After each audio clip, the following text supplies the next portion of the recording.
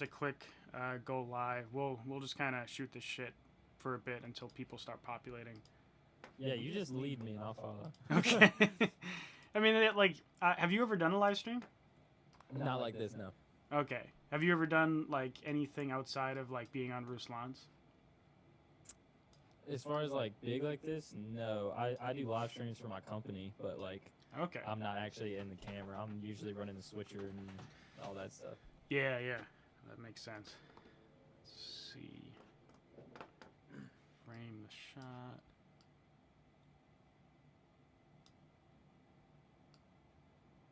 All right. Just trying to get you nice in the center.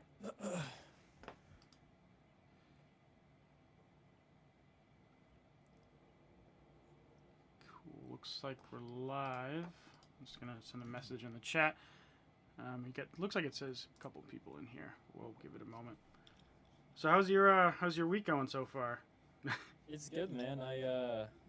I'm out here in Tennessee. I live in Danville, so I'm in Tennessee right now. But I brought the whole setup. I was like, when I'm working, I'm at home. I never have time to be like, well, that's an excuse. I could find time at like 2 a.m. in the morning, but like I never have time to like, yo, I'm gonna shoot this. Oh, I'm gonna go in and just work on these harmonies and this song.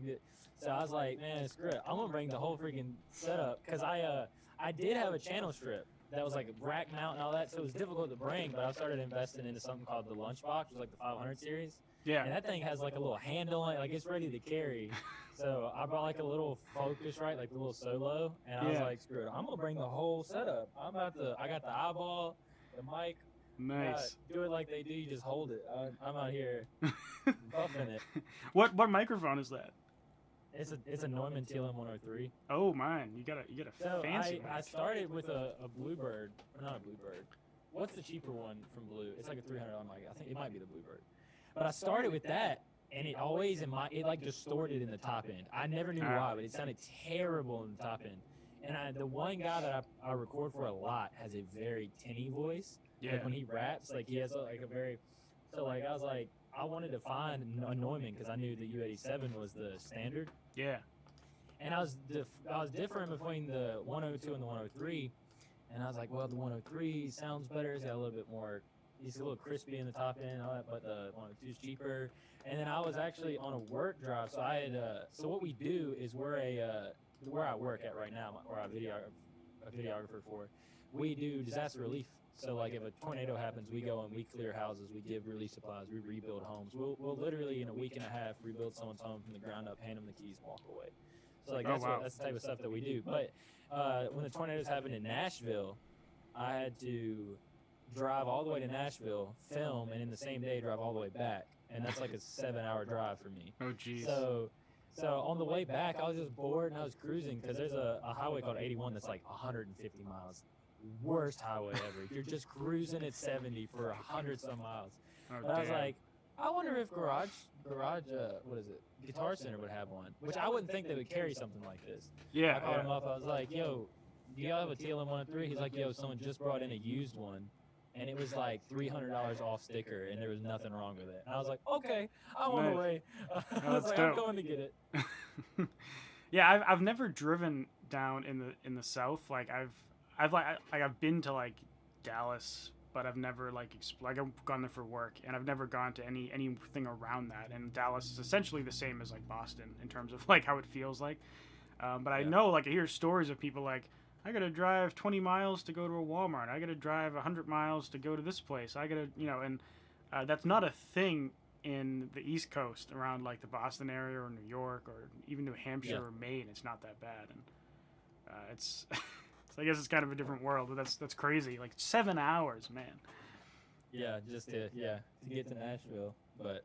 Yeah, I think a lot of people when they come to the U.S. for the first time, like from Europe or something, I think one of the things they always say is like they don't realize how big the United States is. Like you can spend a week or 2 weeks like just driving across. Absolutely, it's huge.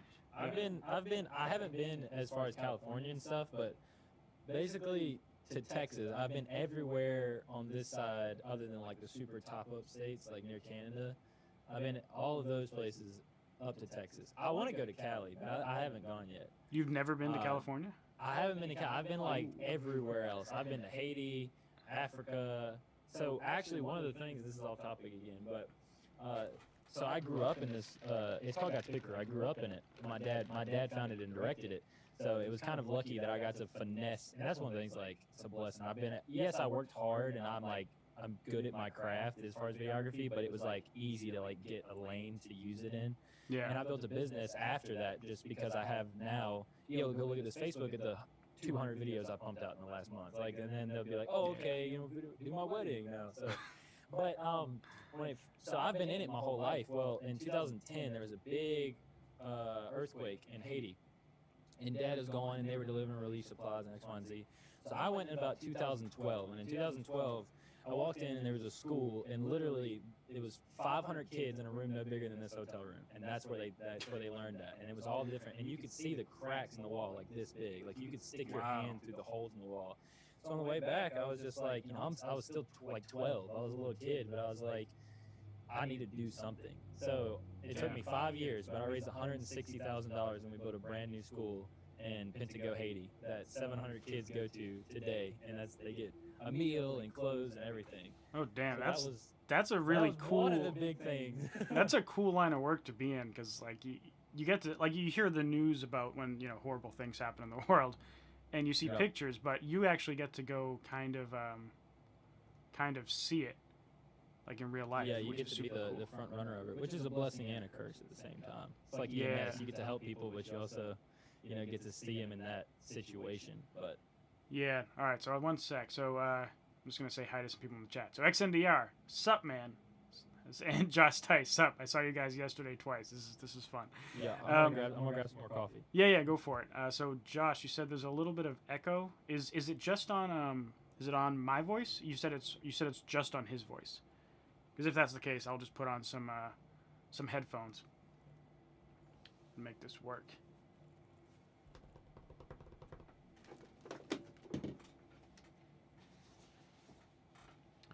By the way, so yeah, let me know about the echo situation, but we're kind of just going to be having a fun chat, so feel free to drop some questions related as we go through. This is going to end up being a podcast and video episode, but, I've been experimenting with doing these live, so, I thought it'd be fun. All right, so you said it's on his voice as if you have it on the speaker. I do have it on a speaker, so let me break out. I've actually never worn headphones on one of these episodes, so this will be. Those look like some meaty. This will be good. Can you try talking? Guy. Yo, you got the clout with the headphones. Hold on, I guess still. Oh wait, I know where it is. Can you try talking now? Hello, meaty. Got my man's. You're talking. Get a gold chain. He got the headphones. Oh, here we go. All right, try talking again. Hello. Oh yeah. All right. You got me now? Yeah. Bro, I was saying you got the juice with the headphones. My man's like, forget the gold chain. I'm gonna get me some headphones. Yeah, these are Sennheiser HD 650s. They're like known as like one of the best like studio or like reference monitors. Yeah, thanks Josh Tice in the comments. I appreciate that. This will actually help me with editing too. I never wear these because I feel like it makes my giant head look even more giant. But I guess this is kind of the podcast look anyways, right? Like when you see Joe Rogan. And yeah, man, these headphones are fire. I use them as I'm talking to Josh, by the way. These headphones, like, I don't use them as much for mixing, but when I need like a solid reference after I mix in my monitors, I use these as a double check. And then I also play through like my phone speaker. I'll play it in my car and all that stuff. So yeah, that's the fun of mixing. I mix a lot of radio commercials, and I'd be like, yeah, this sounds great in the headphones. You go play it in the car, and you're like, this is terrible. And then you gotta just go back to the drawing board. Yeah, it's super. A lot of people don't realize it, but like no matter what you're mixing on, like no one's gonna be listening on what you're mixing on. So what happens is it's always good to like listen to your track on like AirPods or like just even worse headphones, and not necessarily mix for that, but at least listen to it and make sure it doesn't sound like absolute horse shit. Yeah. That's why I always and it's probably funny because I had nice headphones, but I listen to music or some type of podcast like 6 to 7 hours a day because all I Oh do is yeah. sit behind a computer and edit. So like I just chill and so like I'll go through a pair of headphones in like 2 months. So like at this point, I just got the little Apple headphones that come with your phone, and that's good for like they send me a mix. If it sounds like garbage in that, then I'm like 90% of people that hear this song are gonna hear utter garbage. Right. Yeah. So that's my standard. If it passes the Apple headphone standard, it's good to go. 100%. All right, cool. So I guess let's do a formal start to this now that we got some peeps in here. I don't know if you have the YouTube fired up on your end. If you want to read the comments as they come in, totally up to you. I can pull it up. And yeah, so pretty much everyone that's watching, if you have any questions along the way, feel free to drop them in. Just like the last one of these I did live with Matt Pelosi. Took some questions throughout when it made sense. Try to keep them somewhat relevant to the conversation, or at least relevant to our wonderful guest here, who I'll have him introduce himself in a second. But on a side note, this is kind of a different chat than what I normally do for guests, because we'll dive into it. So if you could let everyone know that's watching the live show, watching the podcast, listening to the podcast, and watching the YouTube channel, who you are, what you do, and what you're all about. Yo, what's up? So my name is Adameant. That's like the rapper name I've got for myself. My real name is Jarrett, and I've just been making music. I've been making music for the last 5 to 6, maybe 7 years. That's as far as like I was penning in the pad. I was like I became obsessed with like poetry because that was like my escape from the world, and we need that nowadays. But it wasn't until 2 years ago that I actually recorded something. And I recorded one album that just sat there, and I was in a buddy's studio, and the music's come a long way since then. I actually took that off of iTunes and Spotify, but the beginning of 2020, it's actually funny, and I hate that. And me and Andrew talk about it, and I bring them up all the time. But I was scrolling through YouTube, and I found Ruslan, and I hopped in his community, and seeing the drive that those people had ever since then, I'm like, yo, I'm gonna get on my game and actually make something out of this. So like ever since the beginning of 2020, that's when I've taken like all of my experience or all of my writing, and then actually like, okay, now it's time for me to execute and make a way. But I make the slogan I used to have was "Welcome the Rejected," and I make music to help the people that everyone else wants to reject, or just anyone that needs help. That's kind of what I've always been about. Is music saved my life, so in return, I want to help do the same for someone else. That's a very I don't know what the word for it is, but that's a very cool message that behind your music. Like that's actually something that means something, because a lot of artists will I don't know, I feel like a lot of people get into it for the wrong reasons, and I think the number one reason should always be either because it's something you love, or you want to do something that's actually like meaningful, like I don't necessarily make music because like, oh, I need all this attention and I want people to love me like that. I feel like that's the reason for a lot of, especially rappers, no offense rappers out there, but but no, I think a lot of it is and I can't say that I don't have the same drive, but you notice everyone that's like huge had like a terrible past or something, and it's like those insecurities that we have. Like a lot of people, like with girls especially, or with guys, it's like they don't think they're pretty enough, so they're gonna work as hard as they can get to get a gazillion likes on Instagram, whatever that takes. And it's the same thing with rappers and with any other artist. I think a lot of times, and it's all in how you channel that. We have a lot of things that drive us, but do we channel that to be, in a bad way or in a good way? I think that's what it comes down to at the end of the day. Yeah, I agree. And cool thing. So I've actually brought you up on 2 prior podcasts, believe it or not. Really? Yeah. I feel bad. I ain't heard it. I'm slacking. Yeah, it's all good. But I didn't drop you by name because I didn't know if like we were gonna end up actually working on stuff at that point. But I brought you up, I think, talking to Young L3X or Young Lex, and because we were talking about the whole idea of like collaborating with other artists, and the balance between like clout and just like collaborating with people because you think they have good skill sets. And then I think it was last night I was talking with Outlook the Rapper, and it came up where we were talking about networking and how artists without an audience can reach out to people, and provide a reason why someone would collaborate with them, right? And so I brought you up a couple times. I'm like, yeah, I was just like hanging out in Ruslan's live stream, and I heard this song that, you know, because he has that review thing every Friday, or Fan Love Friday specifically, and I heard a song with dope vocals on it, and I just like messaged you on Instagram. I'm like, yo, your vocals are dope. And that's how we like met, and now we're working on a song together. And I think that's a great example of how you in your case, you could reach out to a lot of people with followings bigger than yours, because you have a very distinct voice, and you have I think a like really damn good voice. And so like that's a good thing, right? Because what's the number one thing what's one of the hardest things for any producer to get? Good vocals. And you have a specific skill, and this is not your only thing. We'll talk about the other ones later, but you have the ability to reach out to a lot of people and essentially collaborate with them, even though you won't have the same size audience in some cases. That's a very significant value that you can provide in exchange for getting on a larger artist track, you know? Yeah. I think the other thing with me with collaborating, and honestly it's sad, but like the song that me and you were doing is one of my first like actual legitimate collaborations.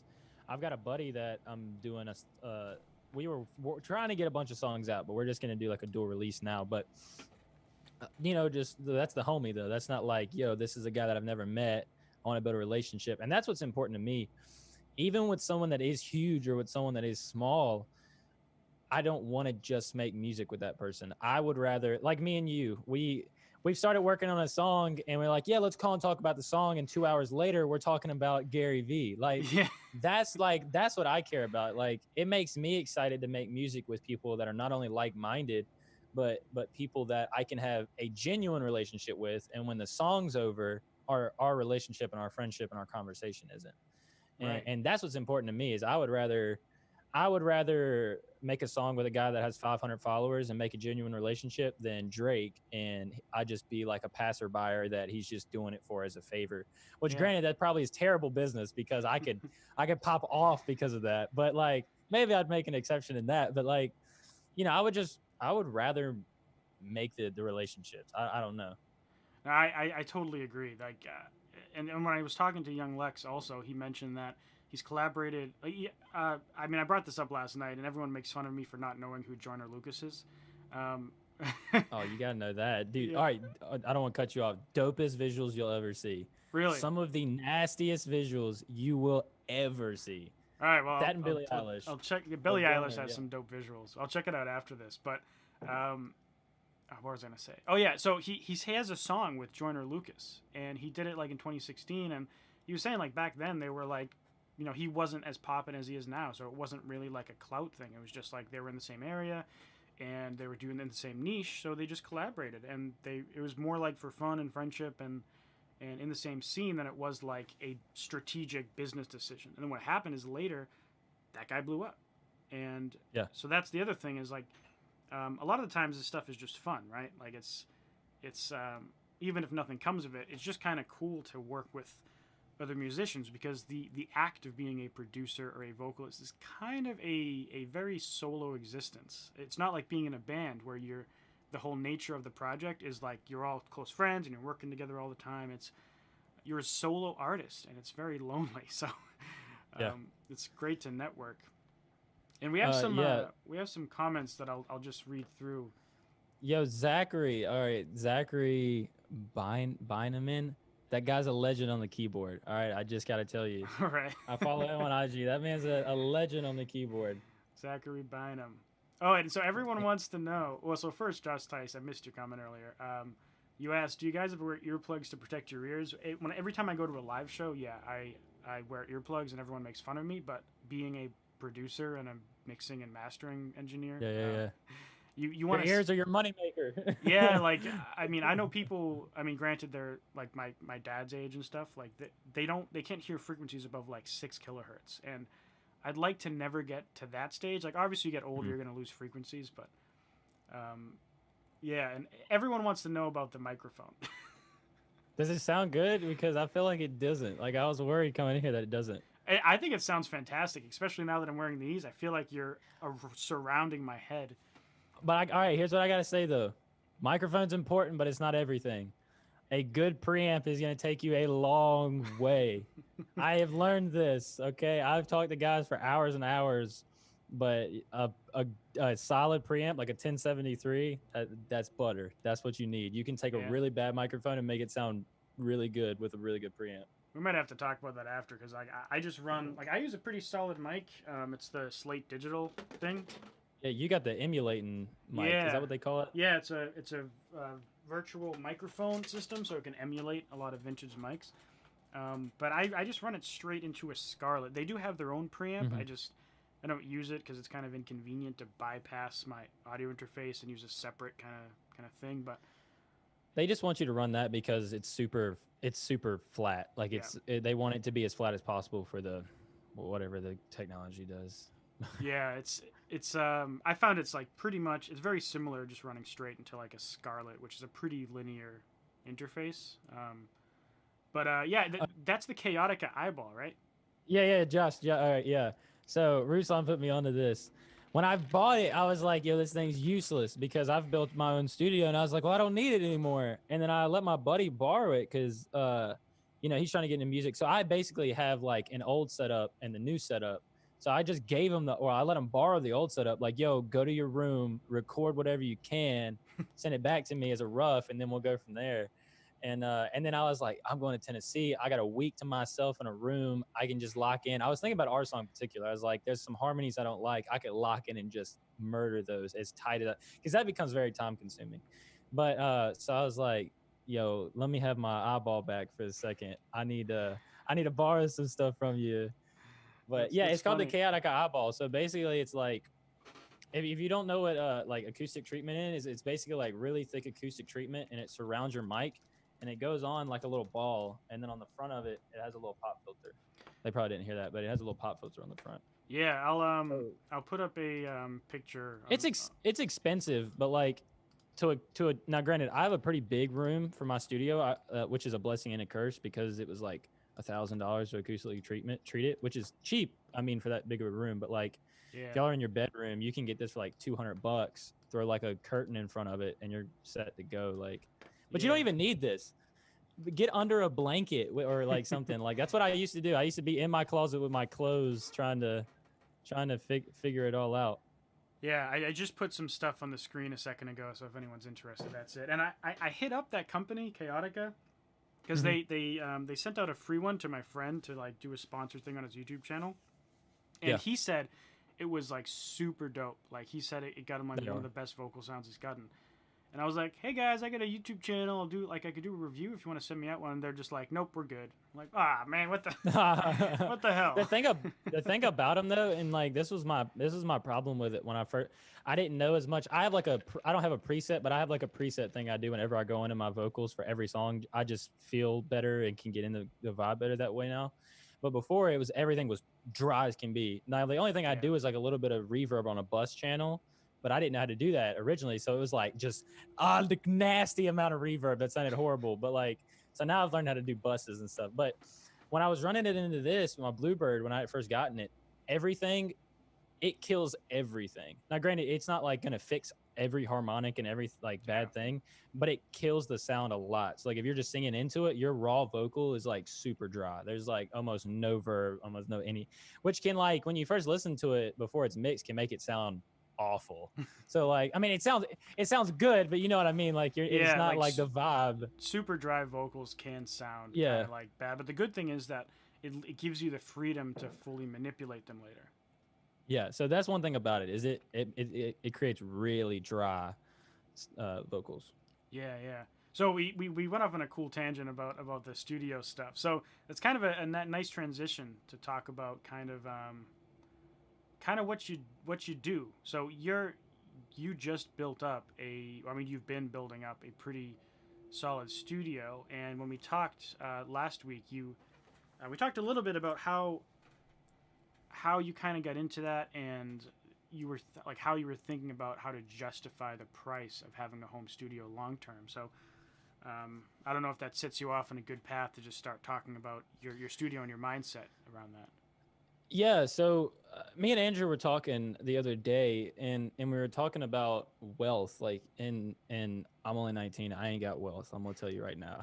I ain't got it yet, but if I did, my music would be way further than it is. But it's building, laying the foundation is what I'm working on right now, and that's what I've been working on for a year now with that studio. Is it's come a long way, and I've put a lot because I've done everything from.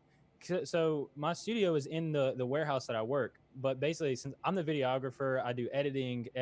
So I've self-taught myself everything. So that's one thing I say is really important is teaching yourself trades or things that not everybody can do. That because not only can I don't know how to say that right. Ruslan always has the best way to say it, but basically like videography. Not everybody can pick up a camera and shoot something the way that I can shoot it.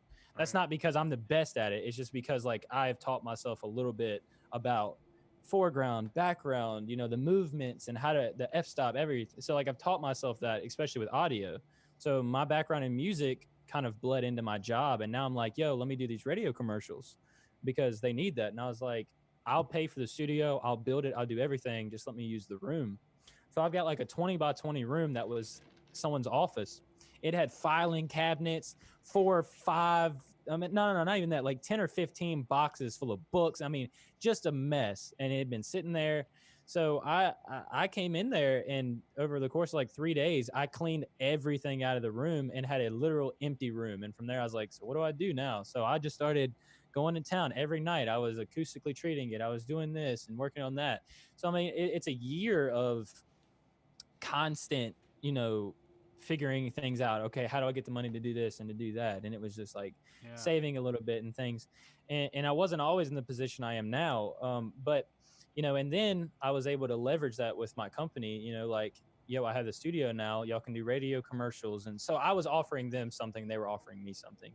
And so I had this nice room and everything, but I also could offer them stuff.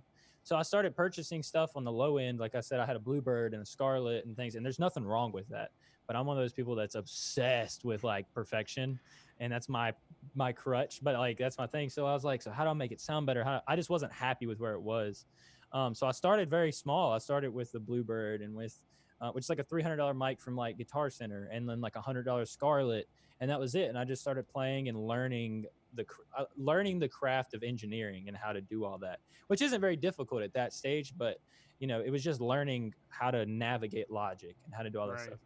And then I started building, and I just kept thinking to myself, okay, I got to make it better. So then I upgraded to a channel strip by PreSonus, which is actually, it did good. It's like a $300 channel strip that has a tube preamp, VCA compressor, and an EQ. And up till a month ago, I did every song on that. Rocket was on that. Every song I've ever recorded was on that. Nothing new has come out with my new setup, but so like you can for $1,000 make a really quality setup with like a Bluebird and a channel strip and $100, like legit. Like you don't have to spend money to make things great. But now I've got to the point where I'm getting I'm not in the big boy leagues, but I'm also not in the consumer grade, not as Yeah. much anymore. But I was just like, I had started my own videography business. So I'm working 8 hours a day at my main job, and then I'm working 5 hours on music. And then at like 2 a.m. in the morning, I'm doing that. So I was doing everything I can, and I still am, to leverage, like, to get the money to put back into music.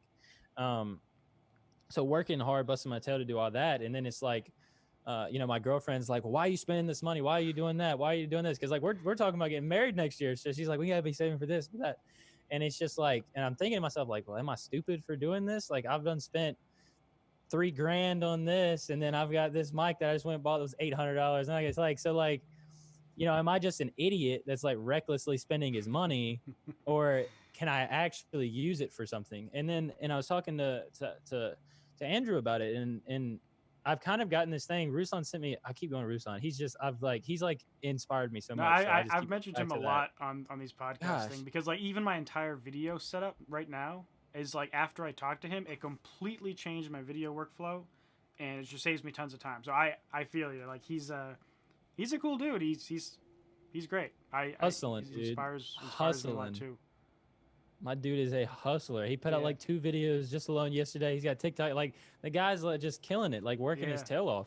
And he's such a the thing that I get is he's such a genuine dude. Like at the end of the day, like yeah, he's doing all this stuff. Yeah, he's built an insane brand for himself in like lane, but like he's so genuine at the end of the day that he'll take all of his time just to work with somebody or yeah. just to chop it up with someone. Like that means everything. But so I was talking to Andrew. I was like, all right, so not only how do I justify this for myself, but how do I justify it for my girlfriend and for all these things? And how do I not feel stupid? And what am I doing?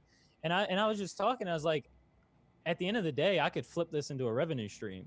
And I'm getting to where my studio is where I feel justified that I could charge someone $30-$40 an hour to come record in my studio because I've spent a year learning how to use the equipment. I've spent a year building it and making it, in my opinion, probably one of the nicer studios in my town that no one knows about yet. But like, and the thing is like not only am I pouring into myself, because music is my freedom. Music is my way out. Like I don't, if you understand that, you understand that I deal with a lot of anxiety and a lot of the depression and things that I fight.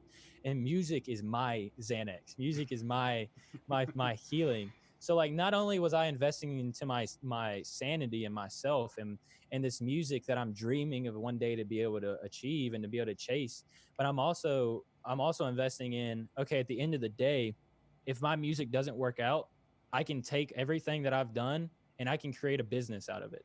Yeah. And I could legit move it to a building, pay some rent, and I guarantee I could be doing 4 or 5 hours, 6 hours a week or a day just pulling people in the studio. So it's like, yes, I'm spending all this money. Not only am I investing into myself and into the craft that I dreamed, and I'm investing into other people. I have 3 or 4 people that record with me regular that I give them free studio time. Not only am I investing into them, myself, and my brand, I'm also investing into a business that if 3 years down the road I need extra cash, or 3 years down the road I I just music isn't it for me. I feel like it ain't gonna work out. I can say, okay, this isn't garbage. I don't just have to throw everything away or sell it on Facebook Marketplace. No, I can make a business out of it. So Yeah. like that's the thing is like invest. And I'm not the best at this. I'm still a kid. And I told Andrew I feel weird talking about this stuff because I don't have everything to show for it. Like if I was a millionaire, I'd be like, this is what you need to invest in. But like that's not who I am. So like I just say it out of my experience. Like I'm doing, yes, I'm spending money. Yes, I'm doing things that a lot of people wouldn't do. But I'm doing that with the mindset of I'm investing into a future, or I'm Yeah. investing into a revenue stream.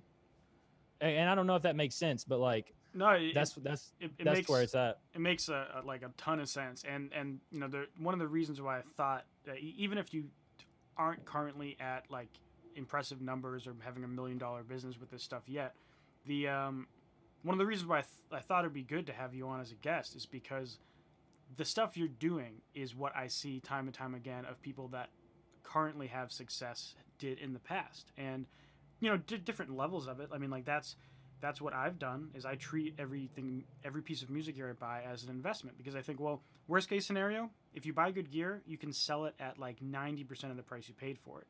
Good music gear holds its value like better than most things. Like a car's not going to do that. The second you buy a car, knock 30% off the price. In terms of what you could resell it for. But music gear, especially Eurorack and synths, like I bought a 1984 analog synth for like $1,200. That thing was built in 1984, and the price goes up every year. So when you think about the worst case scenario for building a studio, that's the worst case is like you lose 10% of your investment. The best case is you turn it into the biggest part of your music business, and Yep. recording and production and mixing and mastering is often one of the biggest money makers. Like making music and being an artist is one of the hardest niches in music to actually like pursue raw, but the skills around music are a lot can be very profitable. Like I went to a guy just to record some samples in his studio. He had like a bunch of cool vintage gear, and I paid him $60 an hour just to go in there, and all he had to do is just hit record export and send me the files. I wasn't hiring him to do mixing or tracking. Just open a raw channel, let me play around with his music gear, and I paid him $60 an hour because for me that was value.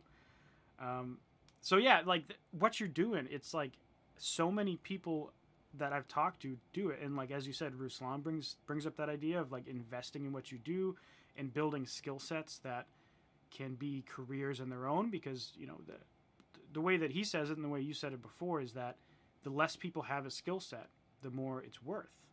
And that's talent stacking. That's what he calls it. He calls it talent stacking, because like it's literally insane the money people make doing videography. Okay, so I'm charging like $500 right now to do a wedding because I'm not well known. I don't feel justified. Even though I'll make the same quality, I don't feel justified. Well, I found a guy literally on a photo shoot last week. He was kind of around a C300D, and I was like, this guy's got like a $5,000 camera in his hands. Let's see what he does for a living. And I started chopping it up. And now not only is he going to film for me, but he was like, I need an extra A-cam to film in my weddings. I'll pay you $50 an hour for your first 10 weddings and $500 a day after your first 10 weddings. Okay, so what I'm charging to show up, meet the family, edit the video, film the video, do everything by myself. He said, you show up and do A-camera and hand me the SD card and I'll pay you the same amount. I'm like, yeah. Okay, but it's stuff like that. Like that's just proof that people are making money at the wazoo with this stuff. So like, if you're starting your music, not only, in my opinion, the most important thing to start with, build your own setup. Even if it's little, the amount of, you can literally just go underground and no one has to hear you. No one has to judge you. You can make 100 songs and find what is me. Who am I? What is my voice? What can I do that someone else can't do? So that is because my first album was super rap. I'm spitting bars like that type of thing. And I always listened to John Bellion and 21 Pilots and all these people. And I always dreamed of being able to mix the two like a John Bellion does.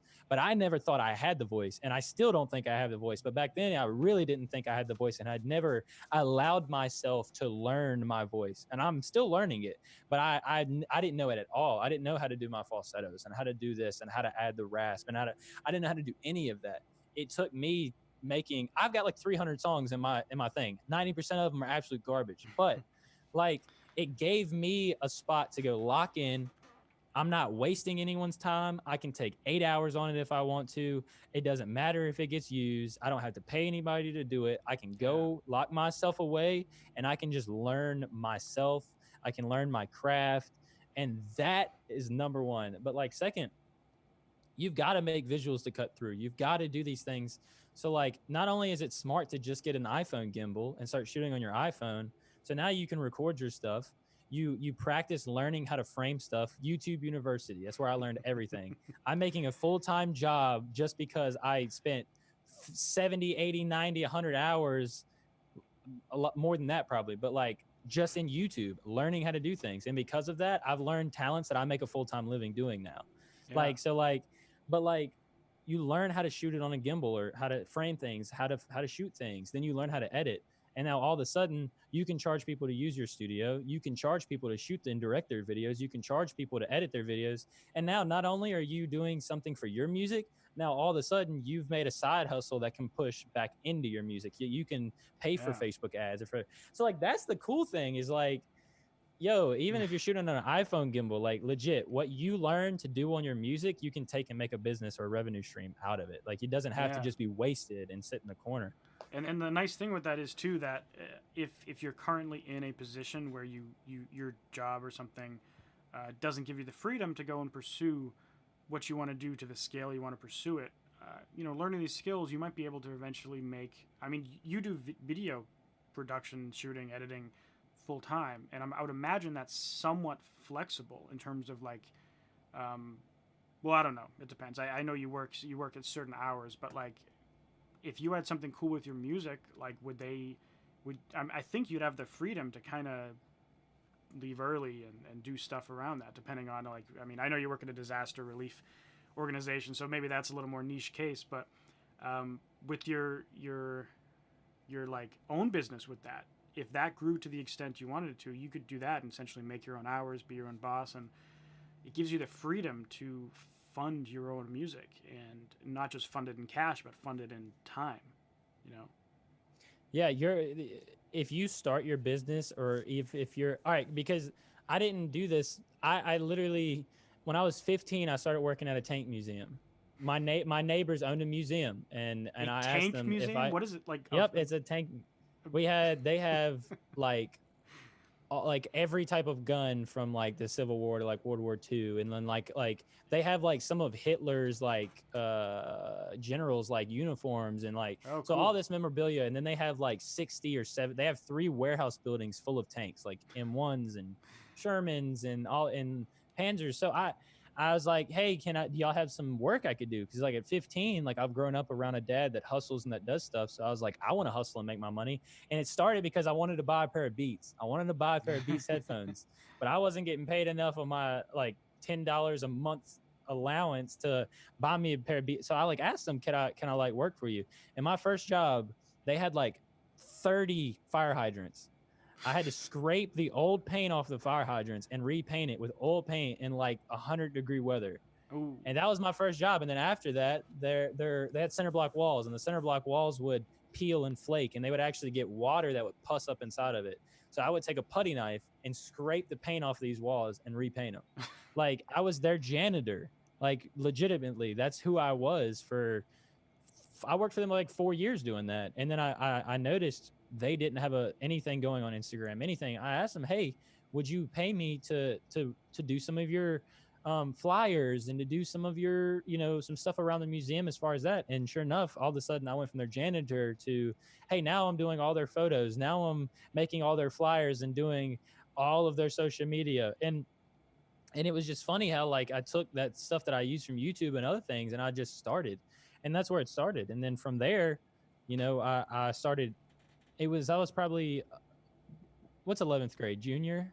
Is it junior? Yeah, Is that junior in high school? Yeah. Yeah. So I was a junior in high school, and then I started cleaning bathrooms at a hospital. I literally I would get off, I'd leave school, and I would go at 5 o'clock to like 10 o'clock, and I would clean bathrooms in a hospital.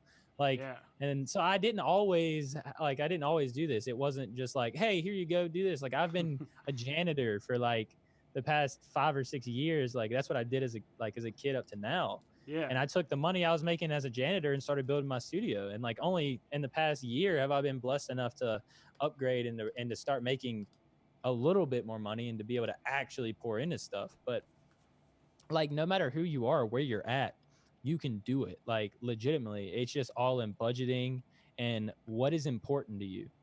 If buying the new PS5 this is what I look at it as. Like I thought about this the other day. That PS5 is going to be like $600. You could buy an incredible complete studio for $600. Yeah. But I guarantee you, people are going to tell you, I can't build a studio, it's too expensive. We'll turn around and buy a PS5. I guarantee you. So it's like, what's important to you? Well, what's important to you? Like I was having a kind of a related topic, but also kind of off topic, where it's come up a few times where people like, there's no way that I'm gonna spend like $2,000 on a good enough computer. Like, cause you need a pretty solid computer to handle like audio production, at least in electronic music, where all the synthesizers and stuff. And people are like, oh, I can't afford a $2,000 computer. But, well, I agree, that's a lot of money. A lot of people will go out and get the newest iPhone every 2 years and spend $1,000 on it. Or when you get a computer, my first iMac lasted me 7 years, and my next one lasted me 6. So, yeah, I spent $2,000 on the first one. Well, I mean, I was young then, so my parents got it for me. But my newest one I bought, and I spent like $3,000 on it. But the reason why I don't care about that is because it's gonna last me like 7 years, And every year people go out and dump so much money on these phones, and I'm not saying you shouldn't do that, but if you're gonna go and complain that you can't afford either a studio or a good computer to run a DAW, then you probably need to look at your life and reevaluate what you're buying. Like, a PS5, whatever it ends up costing, it's going to be a good amount of music gear you could buy. Like, my audio interface costs less than the price of the PS4. I think that was like $400 or something. Mm-hmm. It costs roughly the same. I mean, so like, what do you want? A audio interface that's going to last you a decade, or a PlayStation 4 that's going to be replaced in 5 years? Go ahead. Well, I was gonna say, and like, if you're fortunate, you can have both. But I fully acknowledge that, that's not everyone. Also, if you work hard enough, you can have both. That's the thing, and that's what my thing has been. Like, I'm working like 12 hours a day so that I can do this stuff because I also have a car payment, and I also have, which I'm probably selling soon, but I also have a car payment. I have this, that, and the other I have to pay for. And like, the thing that I've struggled with is like, okay, I'm putting out music now. It costs me $150, $200 a song. Then I have to market that. Then I have to, so like, it's not just like throw out a song, throw out a song. It's like, no, if I want to pour in my studio, I've also got to think about the $400 I'm going to put into this song this month, and then this, and then if I have to pay someone to do video, and then, so that's why I'm doing my side hustle. That's why when I get off at 5 o'clock, I'm going to film for 3 hours, then come into the studio for another couple hours. And then granted, it might be, I've had almost 1 to 2 days a week, I'm working till 3 or 4 a.m. to get a video edited for somebody. And I do that because I do want to be able to drive my car. I do want to be able to put gas in I do want to maybe go out and eat once a week, and then pour into my music gear. Like, Yeah. and this month has been the biggest thing about that is I've invested in the 500 series, which if you want to get out of just an interface, that is the best thing to get into, because you can get the chassis is a little expensive to get started. It's like $500, but after that, you're talking about getting a Neve compressor that would be like $3,000 for like one. So like, it pays off in the long run, and it's very portable and it's very easy to use.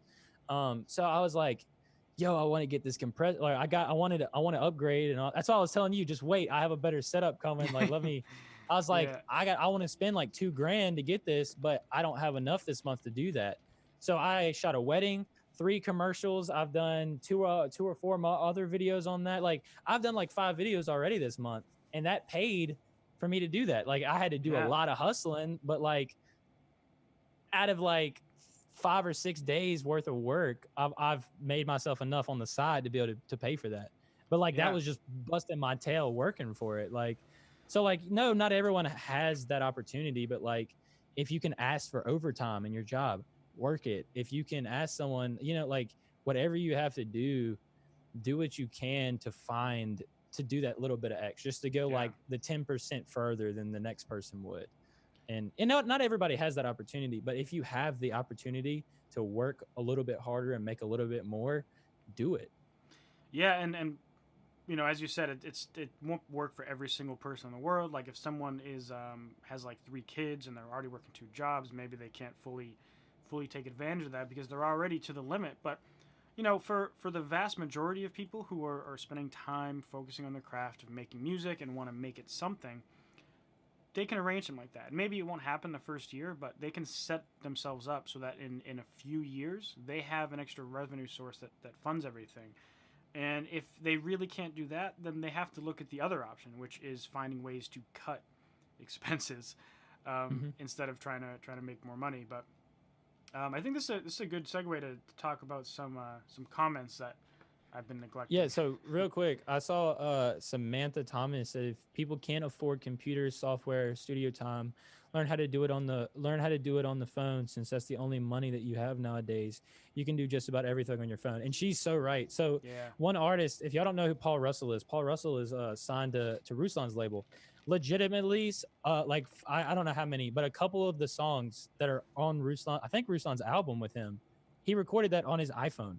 Like, Paul Russell recorded that on his iPhone, and they just finessed it in the mix. Wait, do you mean the music, the final vocals recorded? Oh, damn. Yes, his final vocal, Paul Russell would do it on his iPhone. That's nuts. And like, that's the thing. Like, you can finesse your way. Like, you don't have to have the best. Good music will speak for itself. Now, granted, if you have a great sound and a great mix, people are going to want to listen to it more because it's more sonically pleasing. But if you can work your craft and gain 1,000 to 3,000 followers on Instagram just because you're doing little videos like that, or you're doing what you can, don't not work and not chase your dreams and not do things because you don't have the setup or the money. Find a way to make it work. That's something I do every day in videography. I will forget something, or I don't have the means or the thing I need to do this. Okay, so how do I do it? How do I figure out how to do it? Right. I've had times where I've left my stand for my boom mic, so I'll duct tape a boom mic to a chair and hide it. Like, no matter where you're at, you can find a way to make it work. Like, another thing I've done for stuff like that, I don't have enough mics to mic everyone. I will literally put my iPhone in front of somebody on a voice memo just so that I can have something. Like, Yeah. so like always finesse. Like if you can find a way to do it, do it. Don't let your money or your situation stop you. Yeah, and for YouTubers especially, that's an excuse that happens, and also people that want to get into like doing a podcast will say, "Oh, I don't have a good microphone. I can't afford to get a microphone." But you can get pretty great results with just an iPhone, and actually really just an iPhone. Like the microphone's pretty solid. I don't have it near me, but the little the little free headphones that come with an iPhone are pretty solid. Yep. Like AirPods, they sound pretty solid as a microphone. And who is it? I mean, we've already name dropped Ruslan a bunch, but who's that guy? Bats, right? He's making weekly music videos shot on his iPhone. On his iPhone, and they look pretty good. Like, and his newest one was nasty. I will say, I would have never thought his newest one was on an iPhone, but it was. Yeah, and I mean, you know, you can shoot in 4K on an iPhone. You're not going to get the same dynamic range as you would on a professional camera, but if you light it the right way, it's going to look like 90% of a professional camera. And that's true with most gear in life, whether it's music or synthesizers or production or video. Like the cheapest or like cheaper to mid-tier products will get you like 90% of the way there. But the price to get from 90% to 100%, that's where the cost goes from hundreds to like tens of thousands of dollars. Yes.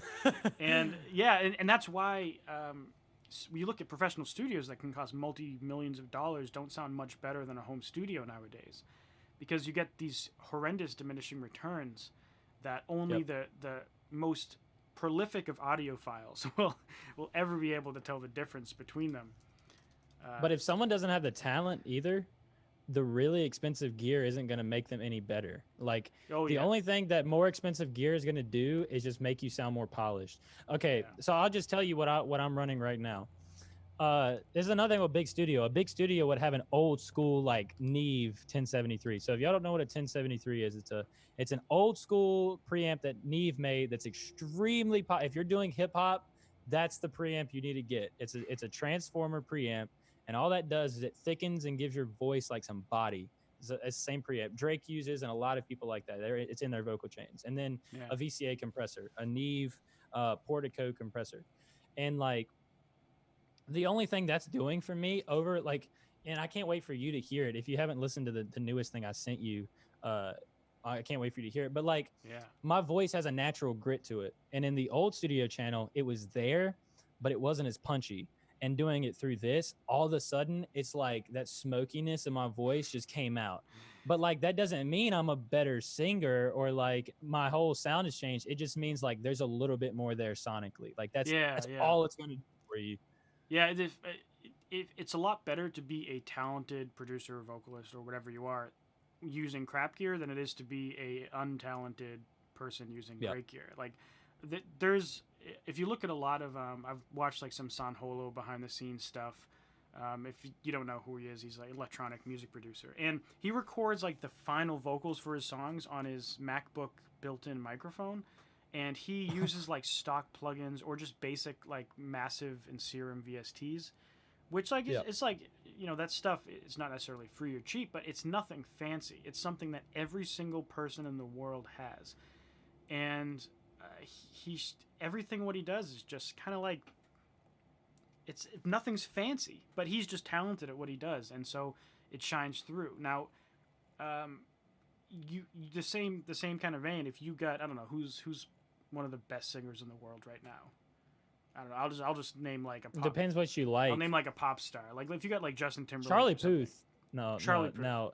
If you want to talk about harmonies and the complexity of music, Charlie Puth can make some nasty stuff. You put that guy. He's got in front like of jazz pop and like all. Yeah, it's. Yeah, but you put him in like an iPhone and use that in the final recording, it'll sound great because he's a great singer.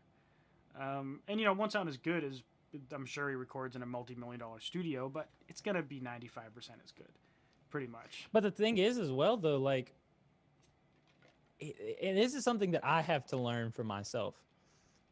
These people that you see that are like incredible singers, you got to understand these people have been doing it for 10 to 20 years. They have professionally learned their voice. They know how to use their voice. Yeah. And like, you can be an incredible singer and just not know how to use it. So like, just if you're not the greatest yet, because I don't feel like I'm that great, but like every day I'm getting better. don't just stray away and say I'm not good enough. Instead, be like, yo, I'm going to learn how to get better and how to use my voice for the genre it needs to be, or just in general. So like a Charlie Puth and like all these people, like he has perfect pitch. And I remember watching an interview. He said he could hear the notes, but he couldn't sing them because he hadn't learned how to do it yet. And now he does some like ridiculous stuff. Yeah. And like, but back then he wasn't the best singer at all. And like all of a sudden he put some time into it, and now look at him. So, Have like, you ever seen those interviews where they try to like test his perfect pitch, and they're so awkward? they're stupid Because they're like, oh, we're gonna test you on your perfect pitch, and there's like 50 of these videos, and what they'll do is they'll play like a keyboard, and he'll just be like, you know, A, and then they'll play like a note on a sax, and they'll be like, this is gonna be way harder. They'll play a note in a saxophone, and he's just like F sharp, and then all these people are so amazed by it, and I get, you know, perfect pitch is amazing. Not everyone has it. It's one of those rare gifts that people get and can't seem to learn after the fact. But like, it's just so awkward to see him talking about it, because you can tell he's just like, guys, he's just fed up. He's like, this is the least interesting thing about my life, and this all you want to talk about. They'll have like, I've seen them. They'll have like glasses, and they'll be like, all right, I'm gonna ding this cup with this knife. Okay, this metal knife. Watch, Charlie. Watch, ding, and he'll be like, I don't know, A flat. Just like, and he just looks at him like yeah.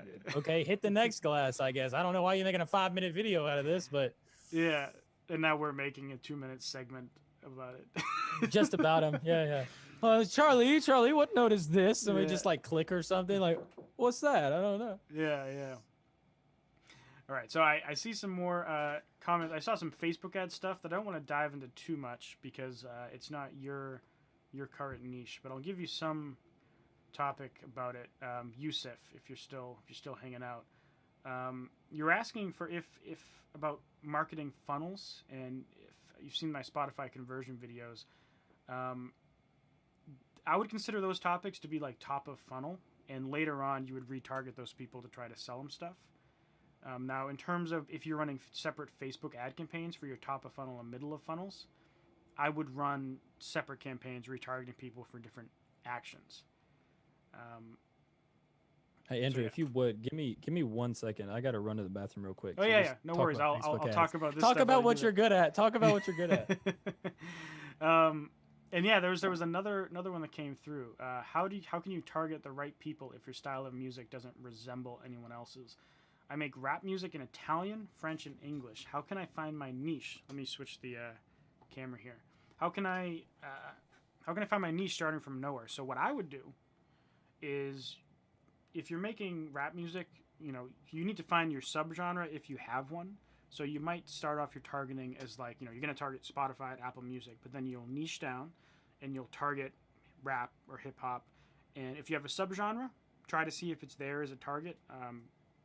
You know, there's various subgenres in rap, like emo rap and stuff like that. But see if it's there. And then the next step, since you're rapping in Italian, French, and English, you might want to try to segment and target songs by the main language of the song. Like if it's mostly French, maybe try targeting people, because you can target languages, like target people that speak French. And I'm not sure if you can target people that speak all three. Like make sure they speak all three, not just one of the three. But you could probably do something where you target separately people that speak French, people that speak Italian, people that speak English. I usually just target English, but I'm sure you could pull off something. Maybe you only target French-speaking countries predominantly. You'll have to experiment, because that definitely complicates the process. But on the plus side, what's going to happen is that people that speak those languages are going to fall in love with you a little bit more, because there's a lot less in terms of competition, right? Like how many French and Spanish speaking artists are there? Like a lot less than English speaking artists. So that gives you a leg up, even if it makes it a little more complicated. And yeah, so Norman, the real one, hopefully that helps. Kidney Pop, thanks, man. Nice seeing you here. Solo Hits Music, what's up, man? By the way, I'll probably edit this out of the podcast episode, so it's not just me talking to people for a bit. But okay. And then Yusuf, you are still cool. Yeah, so hopefully that gives you some context. Samantha, Toneden, Their ad service is pretty solid. I did a test and it totally works. The thing is, it's not as good for people if you have a smaller budget. Since it costs $50 a month just for the service, unless you're spending a couple hundred a month, it's probably not for you. So you might have to get into the nitty gritty and learn Facebook ads itself, just because that you don't want to be spending 50% of your ad budget on a service, right?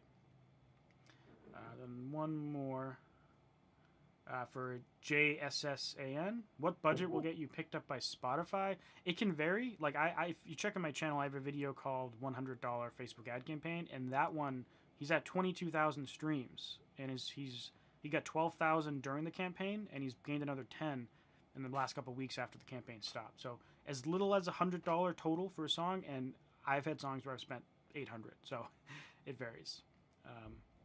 But Mr.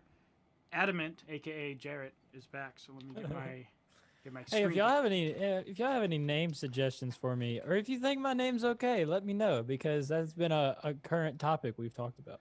Yeah, and that's actually a good point. I get people ask me relatively frequently, like, what should I do in regards to picking an artist name? And for me, it's hard because I just use my real name. And for me, that made the process a lot easier, especially since like I have my YouTube channel around my name, and it, I don't have a super common name either. If your name's like, I don't know, Alex Johnson, you're probably not gonna be able to pick your real name. But yeah, what do you think, man? I don't know, man. I think that's the thing, is like, how important is the name?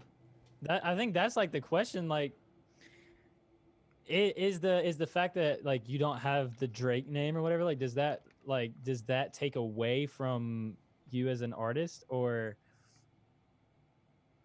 I don't know, like that's the question. Like, does that take away from, like, okay, when Steve Jobs started Apple, he wanted it to be the first thing that came up in the phone book or something like that. So like, he's thinking in a marketing side, how do we make that work? But like, that might not be the most important topic to talk about, but like, I do actually like genuinely get that question a good amount from people, and I never know what to say.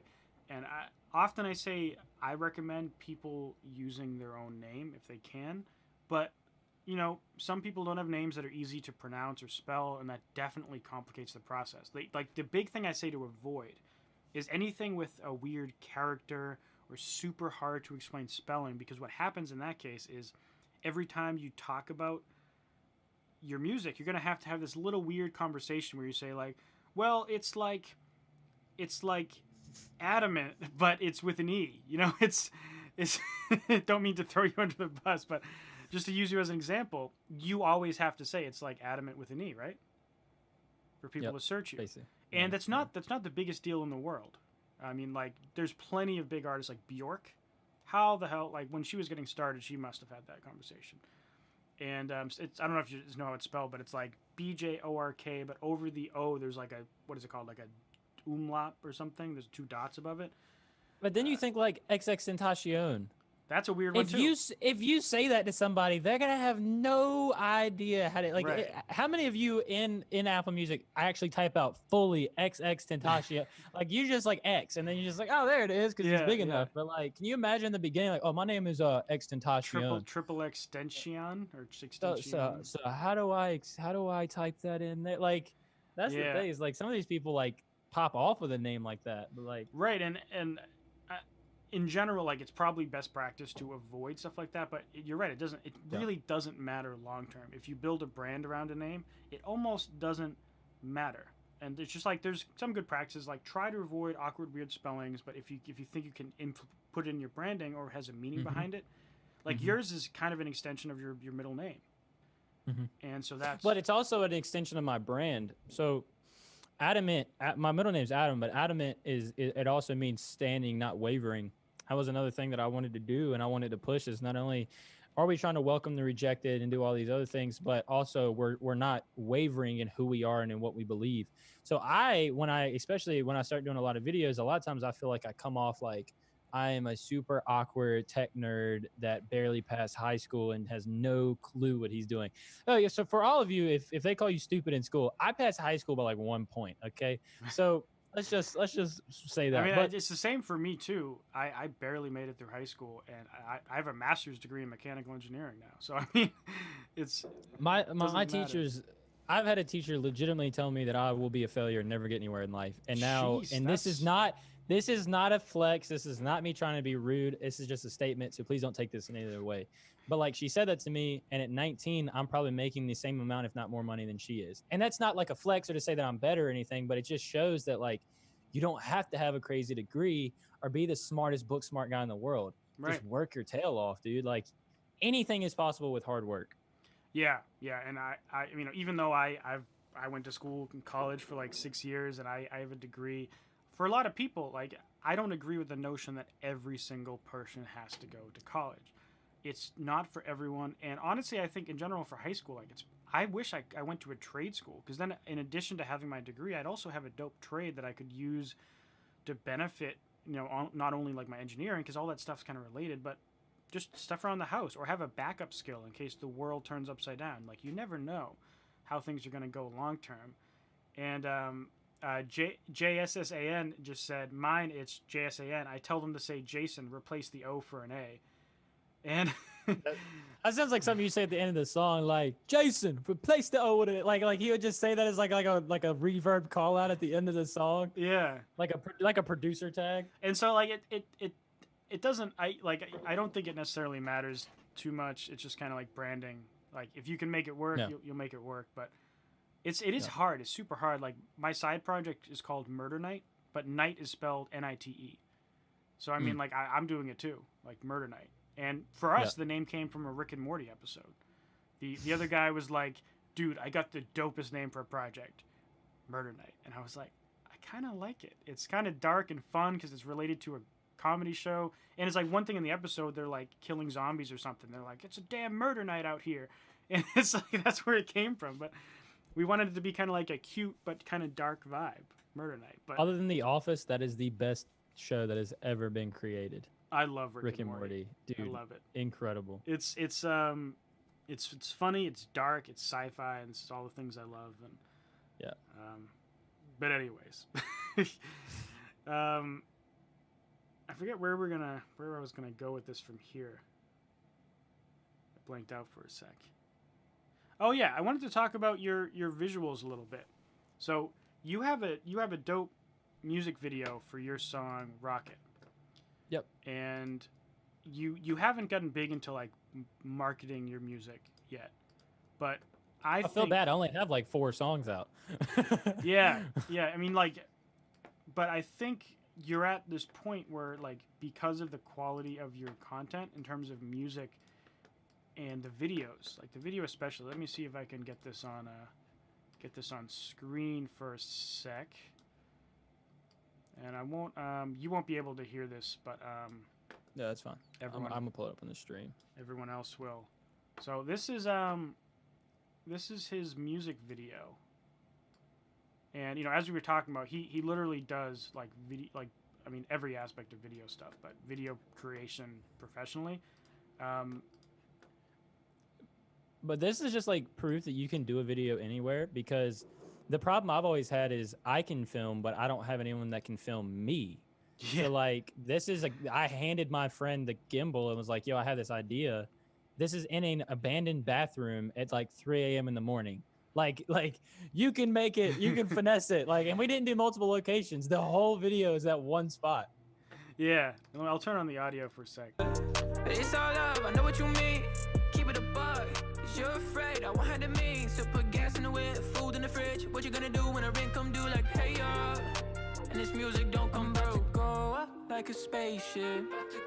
But anyways, like, I think it's like, not only does it have a cool meaning because you're introducing this kind of story at the beginning, but it looks dope. And one thing that's come up a lot when I talk to other marketing people is they're talking about the importance of storytelling with your visuals. And you have this thing right in the beginning. I was a janitor for 3 years. No matter who you are, where you come from, don't give up on your dreams.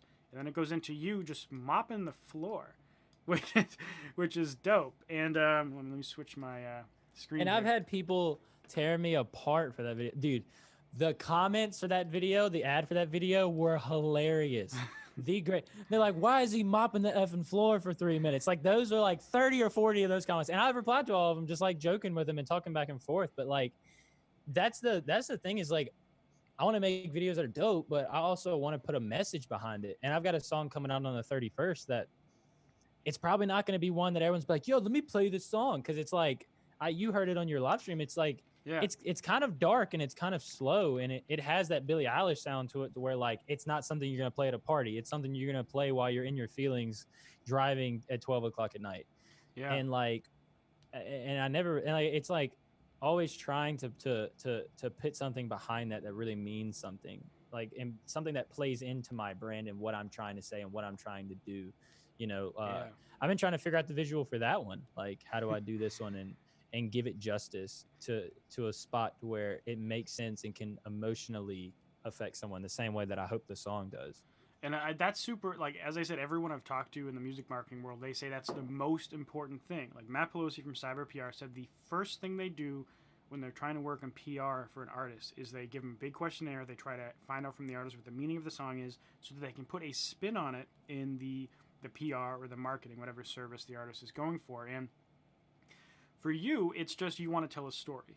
But for the marketer, it's how can I use this story to get people hooked into the music? And, you know, a couple ways, it's like if you're targeting people, you might actually genuinely target fans of both hip-hop and people who work as like a janitor or in the service industry, because you can target by job. And so if anyone sees that likes that style of music, and they also like work with their hands doing like hard work all day, like being a janitor, being a, I don't know, anything in like either public service or like service industry in general, they're going to resonate with that message. Like, especially if they're a music creator, they're going to be like, wow, this, even if they don't know who you are, like they're going to be like, this dude, like he's me right now, or he's me in a couple years. That's what they're going to see. They're going to see themselves in your message. They're not going to see you. They see like the reflection of who they are and who they want to be. And like you told that story very well. And I mean, if you want to talk about the gear, like, did you use anything fancy with that? You said you just kind of gave your friend a camera. We did, and we didn't. The reason I say that is the things that we used were not much different than if you spent $500 on a DSLR. The only difference is like a little bit of sharpness in an f-stop. But like, if you're not even into camera stuff, then that's not even that important.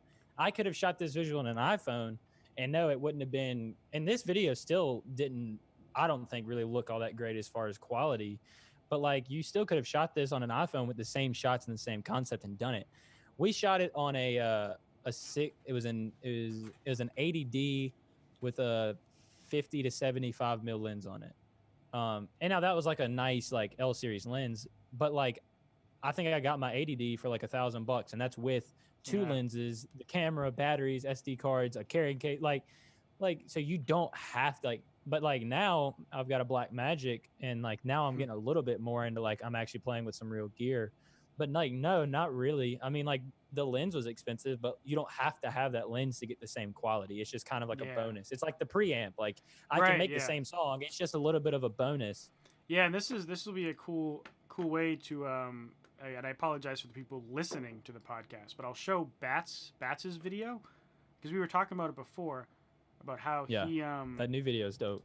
And I actually haven't seen it, so I'll just show a little bit. So let me just switch. And it's all an iPhone. He does all of his. I think he does editing with the iPhone as well. And another thing, if you're gonna do visuals, LUTs. Now, granted, like, because I haven't learned color correction, and if you don't know what that is, it's basically like if you get like an EOS R or a camera like that shoots flat, you actually go back in and you make the colors really pop. Like Andrew has a LUT on top of his YouTube stream right now.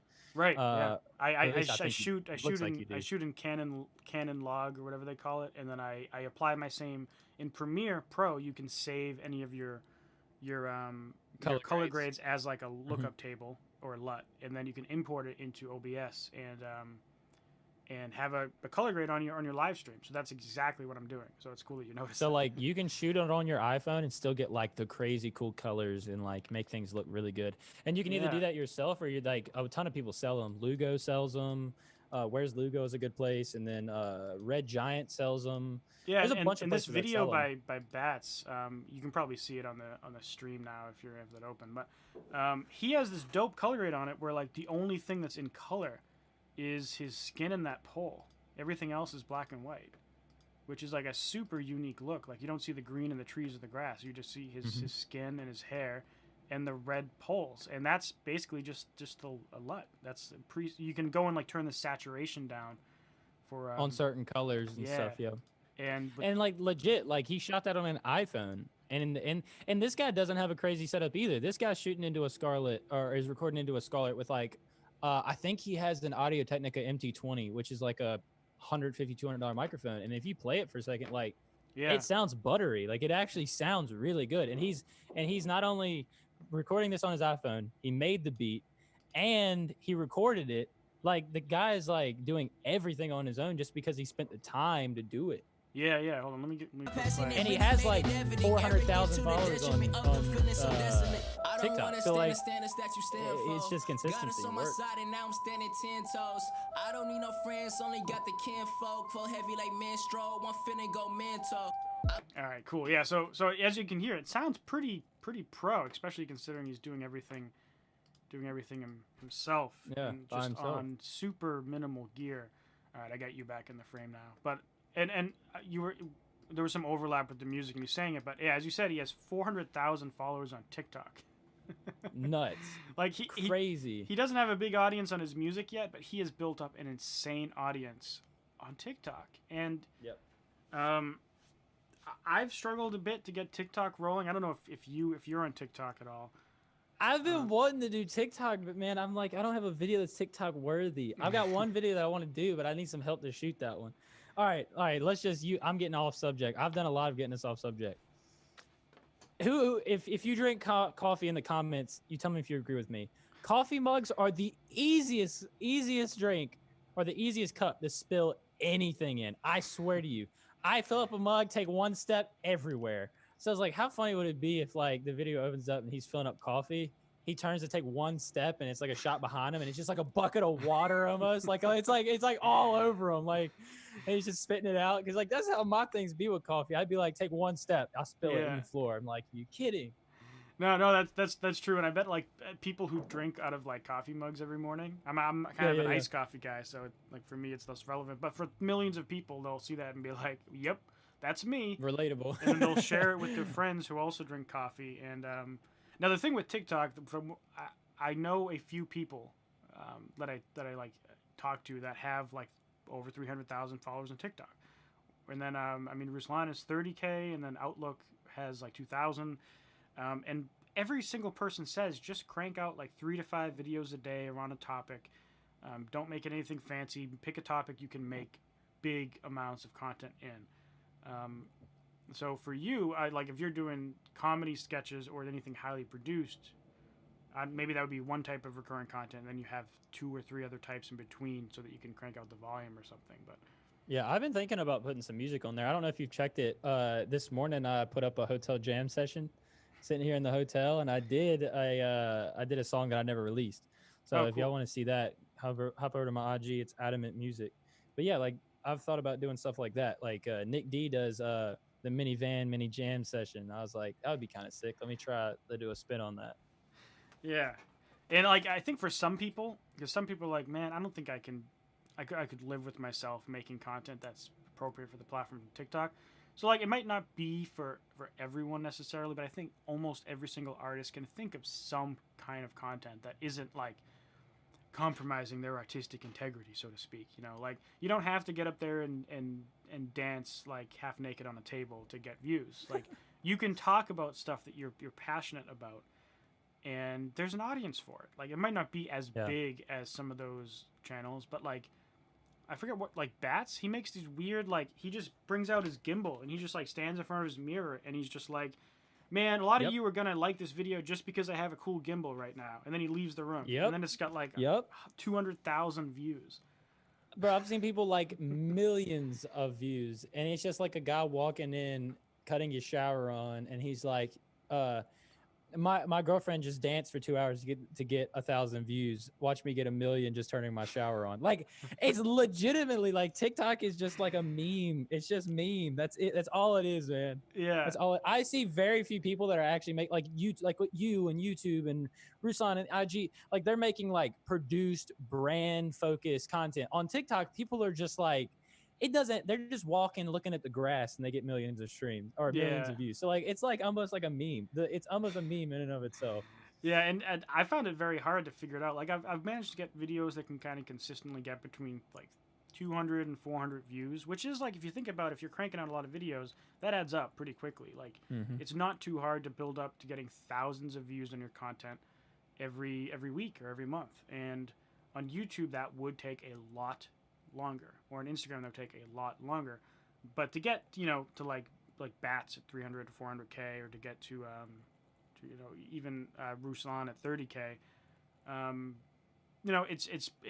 it's gonna be a different story for everyone. I mean, Ruslan's not even talking about his music. He's doing like daily proverbs, like daily religious quotes and stuff like that, because he's big in the Christian hip hop scene and stuff.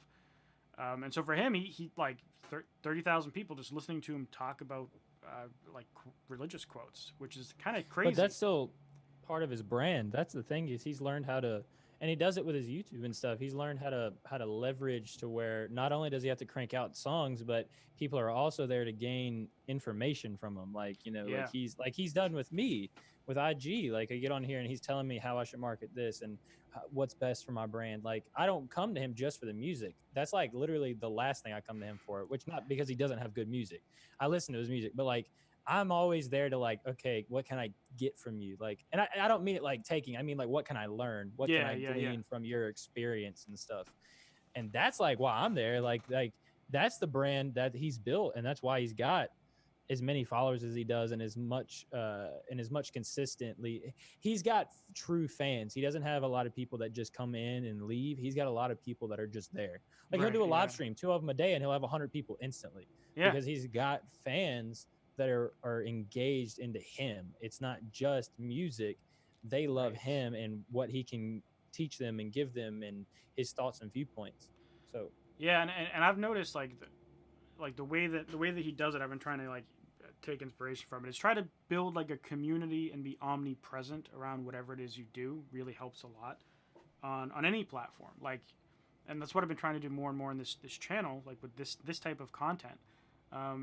Is get to the point where I see the same people showing up that I'm interacting with on multiple platforms, because it's one, it's just more valuable, but two, it's funner, and three, it's actually something that's worthwhile. Like getting views in and of itself is kind of a waste of time, but like building relationships and having people that care about what you do is like way more valuable. Way more valuable. And like just looking in this chat, you saw me talk like oh hey Kidney Pop, you're here, because like I see him in the Discord group I got. I've seen him in multiple live streams, and then Jacob. He's a top quality mop. yeah. And like a bunch of people like Solo Hits and Samantha and Jacob and Josh Tice. Like I see them and other people. Sorry if I didn't name drop you, but come up time and time again, and that's more important to me than like getting X amount of streams or plays or whatever. But yeah, top quality mop. Top quality mop. Yeah, but like that's the thing to me as well, is yes, I want to get streams. Yes, I want to be able to make money off my music, not because I want to be the guy with all the chains, but because I want to have financial freedom, not only for myself, but also for the family that I'm hoping to have soon, to be able to, hey, if her job's in Texas, I'm not stuck in Danville where I work at, because I'm making the most money there than I would going somewhere else. Like I'm kind of stuck in where I'm at, and I'm stuck in as far as time I can put into music and things as well. But like to have the freedom, but also the most important thing, and we said this the other day, the most important thing to me at the end of the day,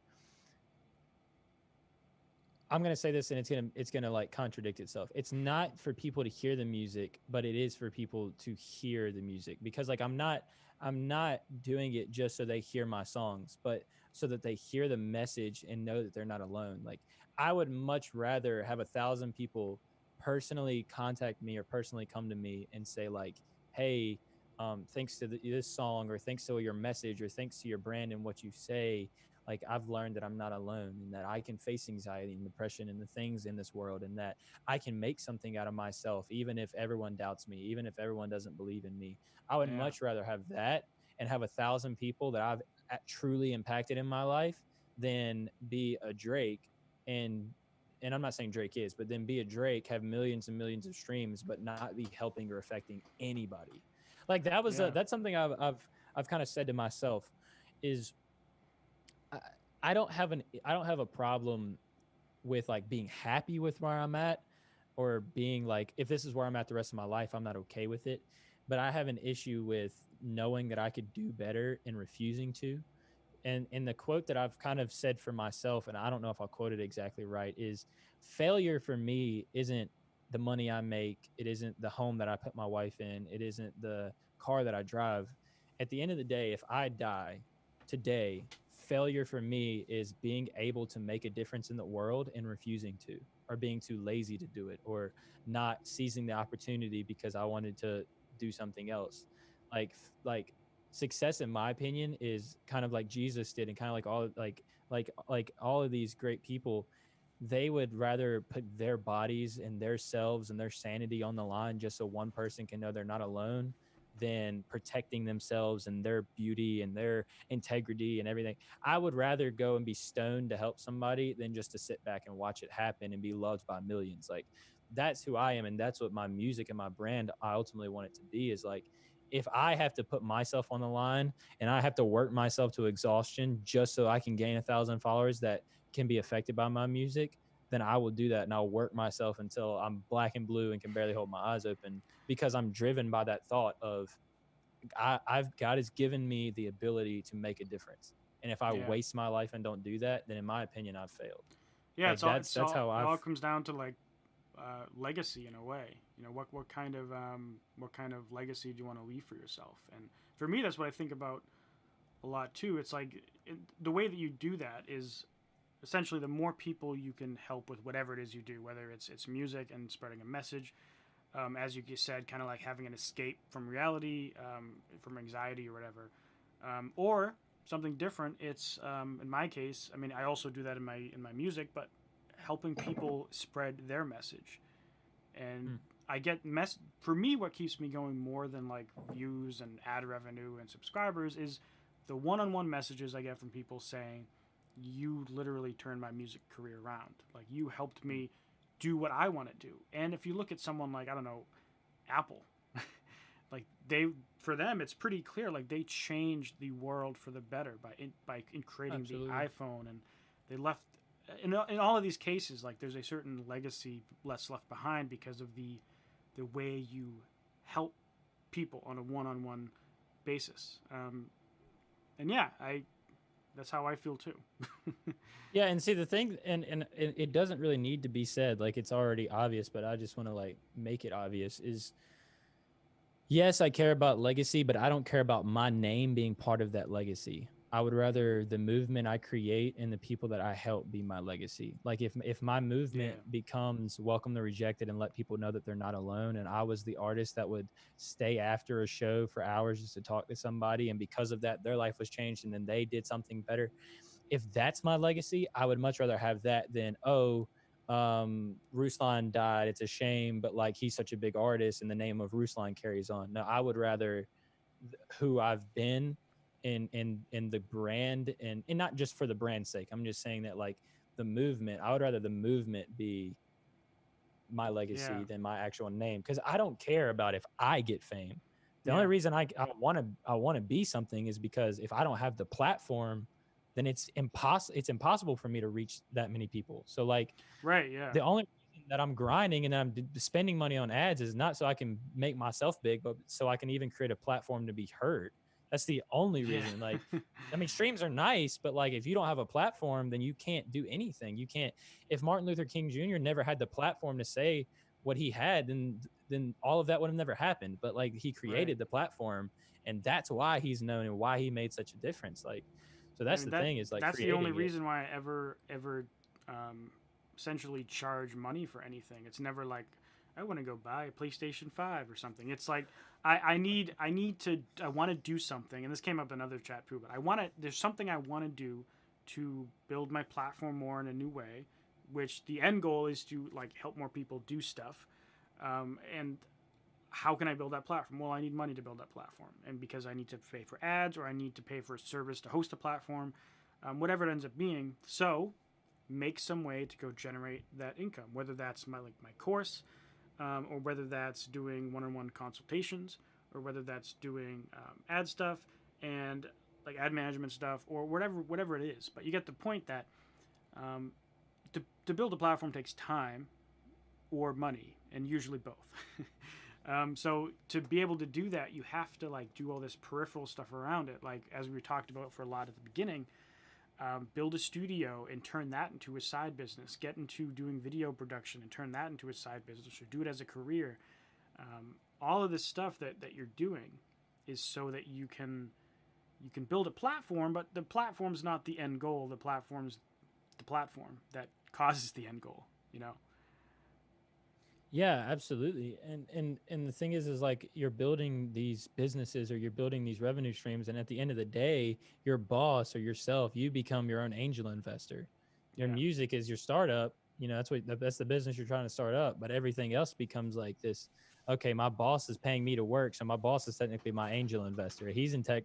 He don't know he's doing it, but he's investing into the business I'm trying to start. So like, you just got to have that mentality of, here's the thing, like if you're, a lot of people get upset, and I don't have a course, I'm not charging people to do whatever, but like for your example, like if people are mad at you because they want $10 or how much ever it is to get into your course, like if they're not willing to put the skin in the game, then they're probably not going to make it as an artist, because you have to work your tail off and you have to put some skin in the game.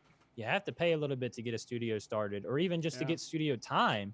And if you're not willing to even invest 10, 15, 20 bucks into yourself, then no one's going to want to do the same. If you're not willing to invest in you, then no one else is going to want to invest in you. And ultimately, that's what your brand is in music. You're giving people substance, and they're, you know, giving you their views. Like it's a trade-off. Right.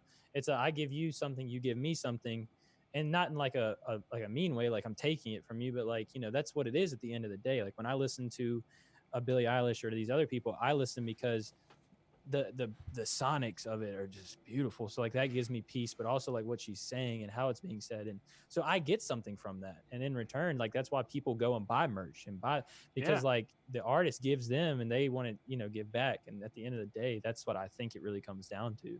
Totally. And I mean, that's why I started like my Patreon. I mean, one, I saw the idea of how Ruslan was doing it once again. Name drop him a million times this video. Might as well just at him in the title.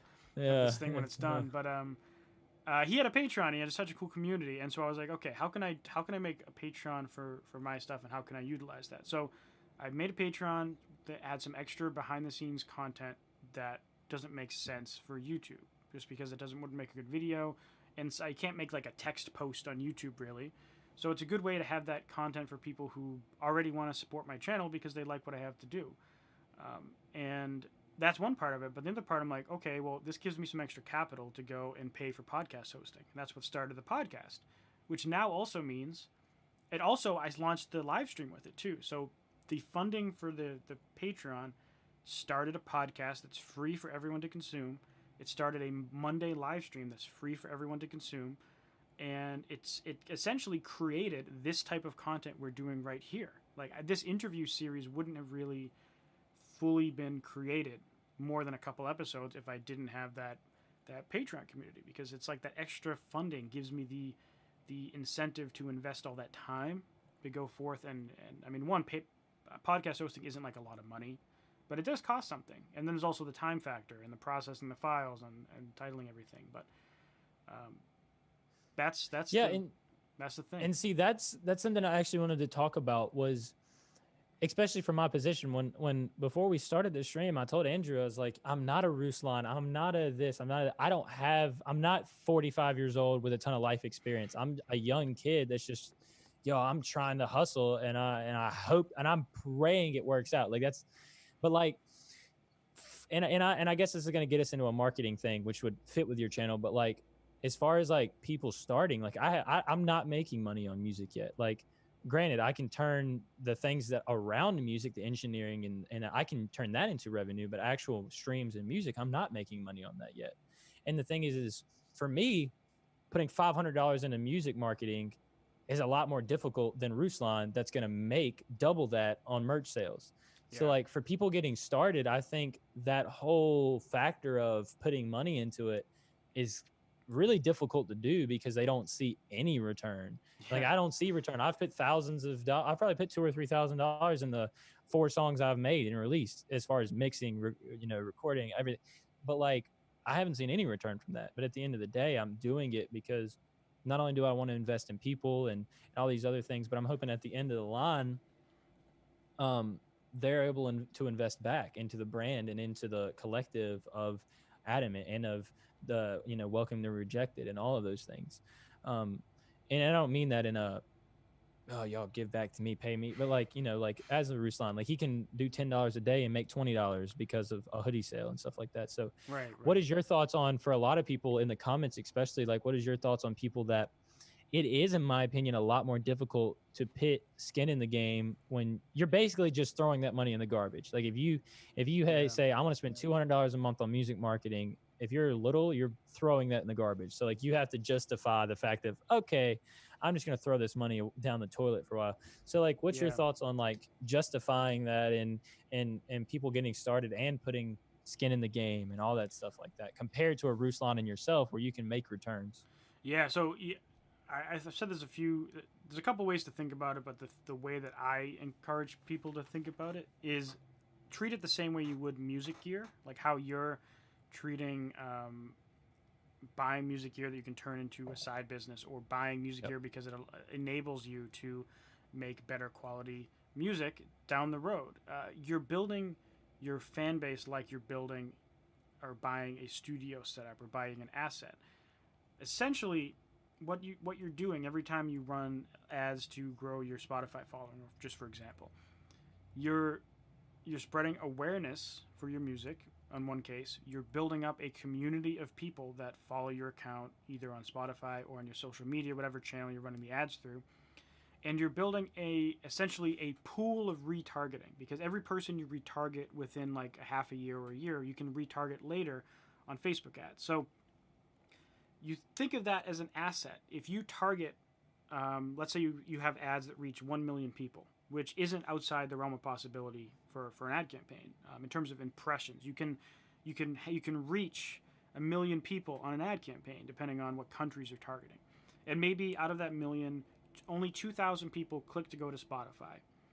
Now, you might say, okay, well, I lost all that money. And depending on how the song performs in the algorithm, you'll make a certain percentage of it back, and depending on how it goes, you might actually break even or profit on that individual campaign. But you can't expect to break even or profit on it because there's so many factors that you don't know. Usually you're going to lose some money for the first pretty big period of time as an artist, like the first 6 months or the first year. You're going to be losing money. So you have to treat it like, this is money that I can afford to lose, and this is money that I'm investing in my future, just like I would invest in, an investment, like investing in stocks or investing in a bond or something. Like you're building up a asset of a community, an asset of people that you can retarget and reach out to, and basically it has that snowball effect where now, like, the first campaign you run, the first promotion you do, you're going to lose the most amount of money you ever do for the most part. But then the second one, you can leverage that previous one. And the third one, you can leverage those previous two. And in like a year from now or 2 years from now, or however long it takes you, and depending on your budget and how hard you work, at some point it's going to get to the point where, you have all this content you've built up over time. You have all these products you've built up over time, where it starts to actually give you an ROI, or a return on investment. And for me, I've had songs that break even or have a small loss, and I've had other ones that are more in the start to actually make money side, just on the streams alone. But where you make the most money is offering products. And we do have people like Young L3X or Young Lex that make a full-time living just off of his streaming revenue. That's more rare, but it can be done. if you're selling products to people, like for example, Ruslan or the community entrepreneur, they have marketing courses talking about how artists can sell merch. You can retarget all those people that checked out your Spotify to see if they want to buy a T-shirt, and do all sorts of cool stuff with offering them products. It doesn't have to be a T-shirt, it doesn't have to be a CD, but whatever you want to sell them. Maybe you want to pitch them the idea of supporting you on Patreon or something. Whatever the artist wants. But that's how you have to think about it. And as Kidney Pop just said in the chat, you got to play the long game with music. Music is not a get rich quick scheme. It's it's essentially the opposite. It's a get rich very slowly and struggle a lot along the way scheme. And the thing is if you get rich quick, a lot of times it's not going to last. It's like rain. It might rain really hard for like a minute, but if it rains real slow, a lot of times it's lasting a long time. Like if it rains all day, very rarely are you going to see where it's like puking rain and it's like, man, it's been raining for 6 hours now. It's always like the very light rain. So that's the thing you got to think about is like a J. Cole, like even though they're huge, they didn't just randomly skyrocket like a Little Pump did. But then again, who's going to be here longer? Who's going to be making more money down the road? Who's going to have a brand that lasts forever? Who's going to have that? And at the end of the day, that's like what you said. Like you got to treat it like a business. And they say, I forget how they say it, but like a business isn't profitable until like a year or two or something like that. Yeah. Like even if you think it's your music like that is and like Yaki Raw, I guess how you say it, he's die trying. That's the fact. Like, and this is a quote that when I start making merch, please don't steal this, but when I start making merch, this is what I'm gonna put on my merch. Fear regret, not failure. That's my biggest thing. I used to fear, what if I fail? What if I'm putting all this money on it and it never works? Now I'm fearing, what if I never do it and I lay on my deathbed and regret the fact that I never tried? That is who I want to be. I would rather try and fail than never try and regret that I never did. Because like that's the biggest thing for me. Like if I die trying to do it, then I won't regret it when I die. I'll still be happy that I at least did everything I could in my life to make a difference. And that comes back to, I had the ability to make a difference and I did everything I could to do that. And at the end of the day, it came down to God opening doors or closing them. And if it wasn't where I was supposed to be, or if fate didn't push me in that direction, then it didn't. But I did everything I humanly could to do that. Yeah, I agree 100%. That's the stuff that keeps me awake at night. Like, did I do enough today? Have I done enough over this period of time to do what I want to do? Like that's really that's one of the biggest factors that pushes me to do stuff, is kind of like the fear of not doing enough and regretting that I didn't do enough one day. It's kind of scary, like, to think about that. If I don't try to do this now, am I going to be one of those people that's, old in their deathbed saying, like, I had the chance to do this, and instead I chose not to, Yeah. Every time you have a risk, you got to weigh the risk of, like, well, what's the worst thing that can happen, and what's the best thing that can happen?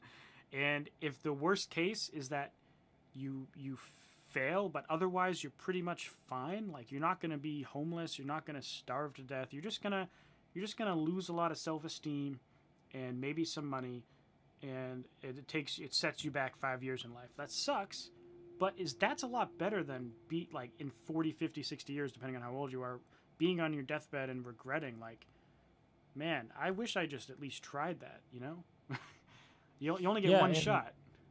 Let me see if I can pull it up here. There's a quote from Dave Ramsey that's perfect about this, like, because we're talking about failure, and honestly, failure isn't the end. Failure is a lot of times the building block to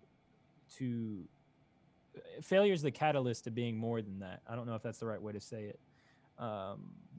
There's a lot of quotes like that, and what I say so often is fail early, Dave fail Ramsey, often. There you go. Dave Ramsey said success is a pile of failure. You're just standing on top of it and not underneath it. So like that's the thing that, like, that's all mindset though. If I fail 100 times trying to do something, I can either let it crush me or I can let it. Same thing with the platform. If you visualize a pile of garbage, you can either be underneath it and hiding, or you can stand on top of it. And now all of a sudden you're over everybody else. because you chose not to stay on the ground and let your failure kill you, but instead you use your failure as the catalyst for success. And Right. and that's the thing, is if it fails, then you just readjust and say, okay, like I used to play soccer and I was a defender. I was a very aggressive defender.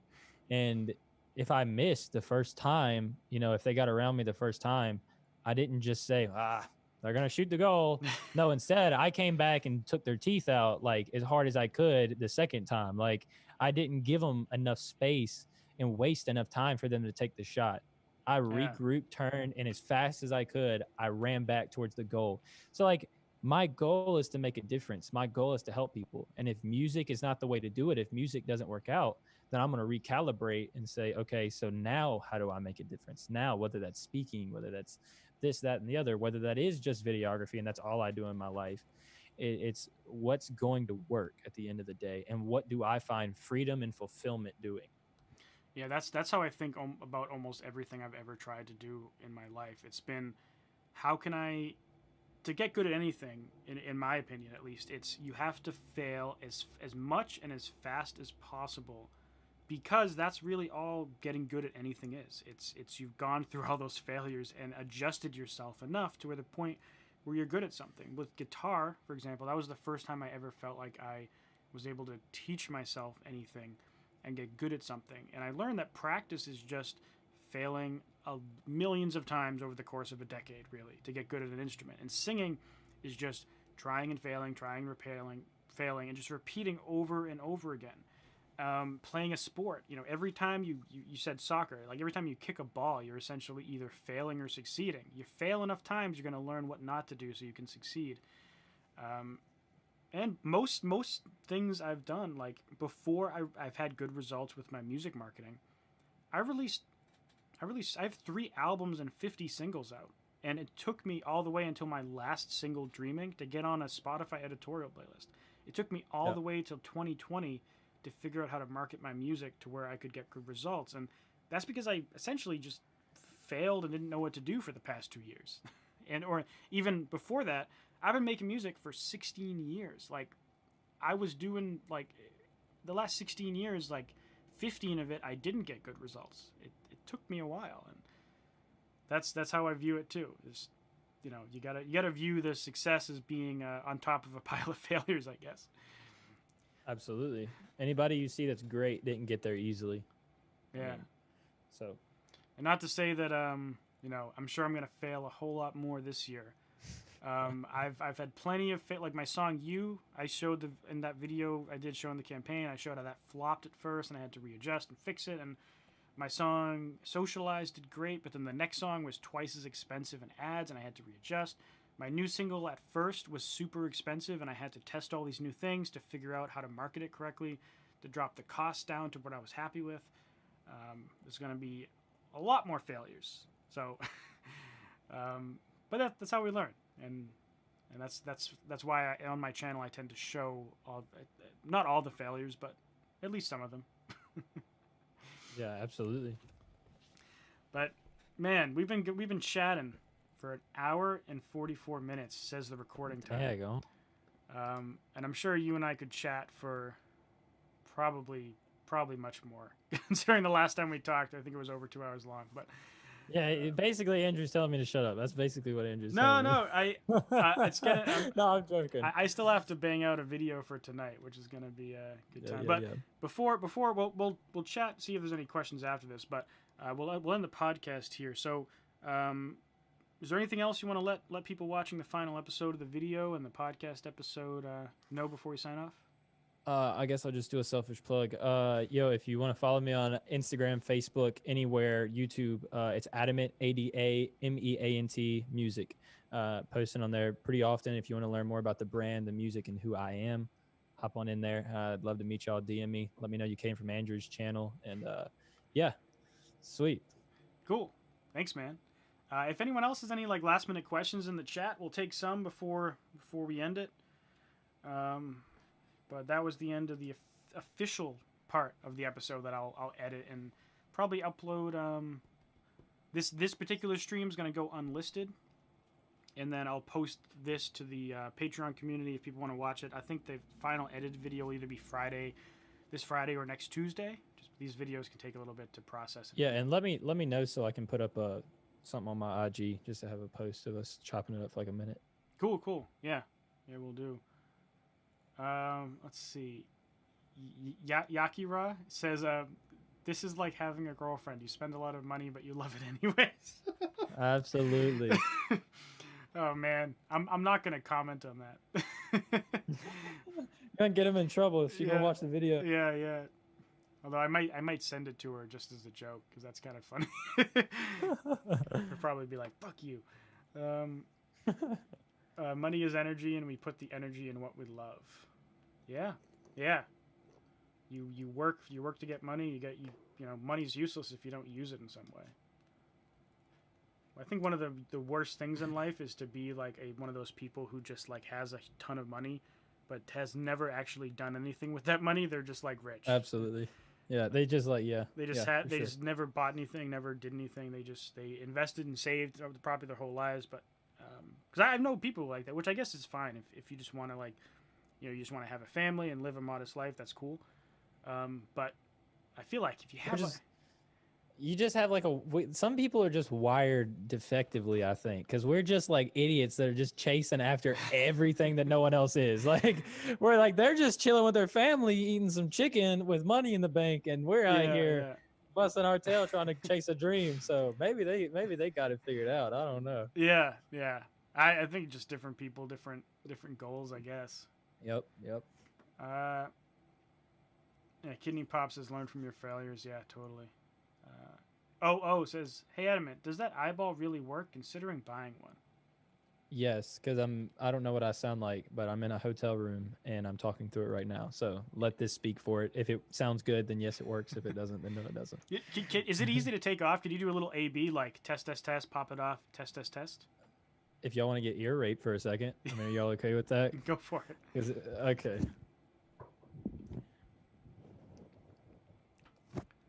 There we go. How do I sound now? Is it any difference? It sounds less. Talk for a sec. Check. Now put it back on. Oh god. Okay. Let me see here. It's got like a little. All right. So it's got like a little hole you put it in. So it's like. Sorry, people.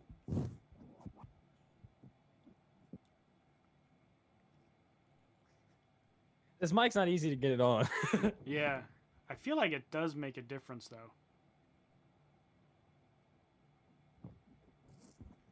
All right, I think I got it. How do I sound?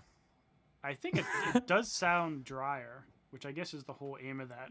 It doesn't sound like you're losing any crispness, which is a good thing. Yeah, the whole point of it. Hold on.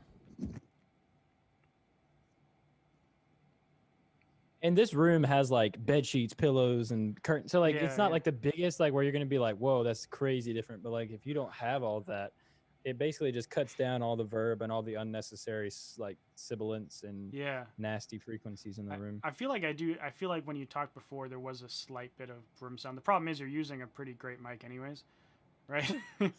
So I guess you all of you in the chat take that test for what it's worth. Work it's up says, to you. But yeah, it's really good. Much less reverb. Yeah. Solar Heavy says, it's up to you. Can't break this 50,000 monthly listeners range. I've been stuck at it for months now. Yeah, it's hard to get past a certain level.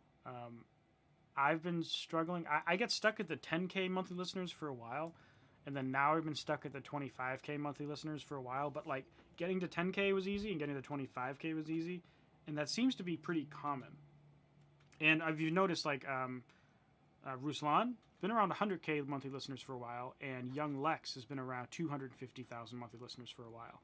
So I think there's some reason for that, either the way the algorithms work or something.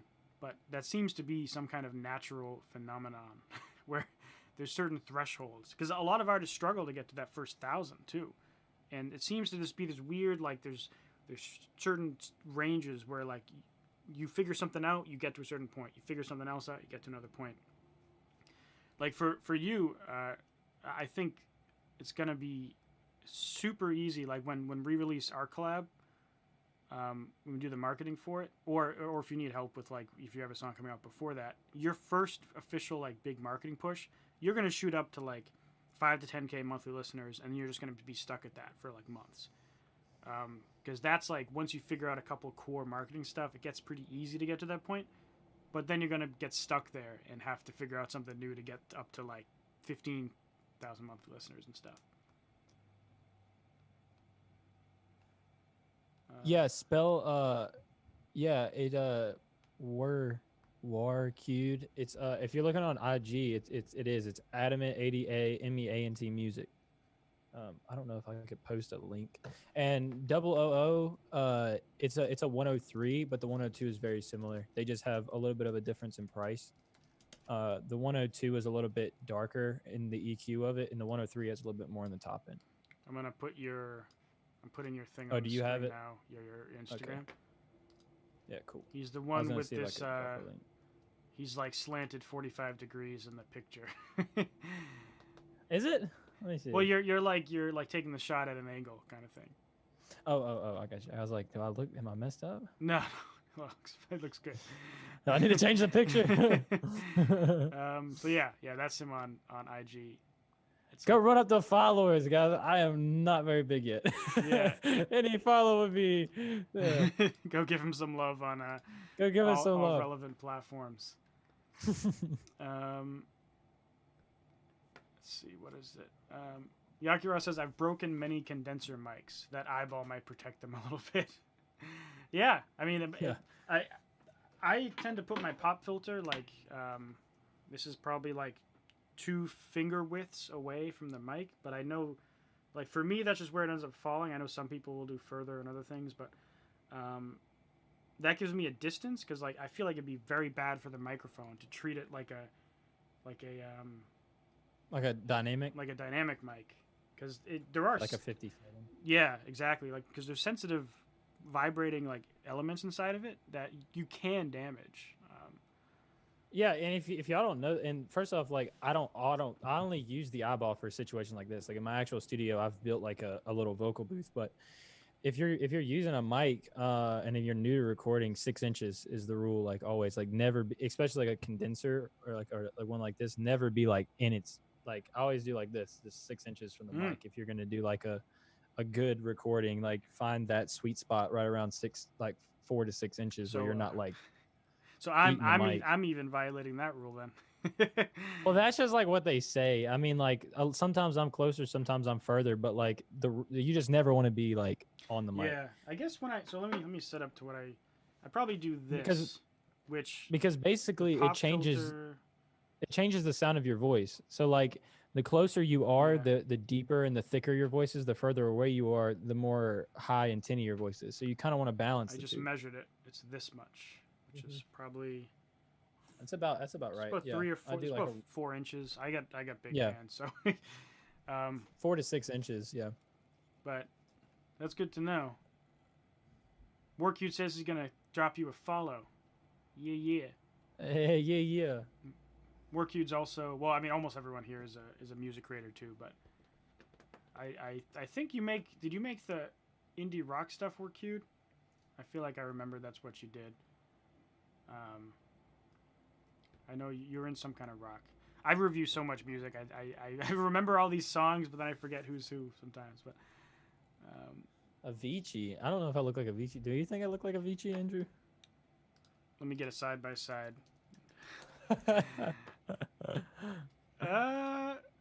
No. I mean, maybe. Well, let me get a picture of Avicii to put right next to you. Here's some. Oh, you're gonna put it in the chat? I'm gonna put it in the stream. Put it in the stream. Here, let me get artistic for you. If I'll put 2 next to it so you can kind of frame yourself next to them. Let me see.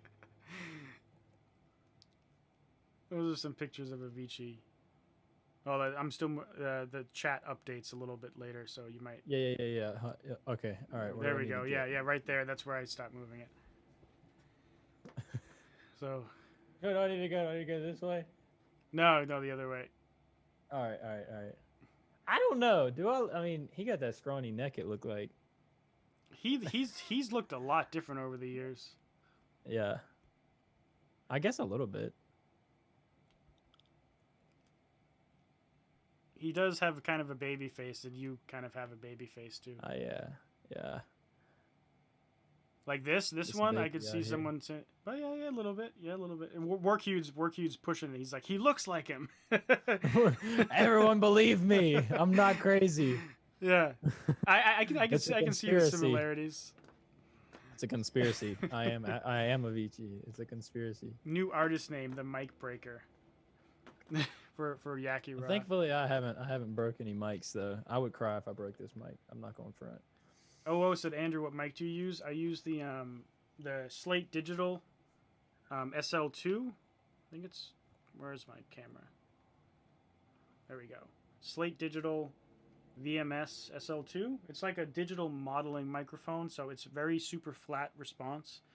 And then there's a software plugin that goes along with it to emulate a bunch of vintage microphones, which is cool.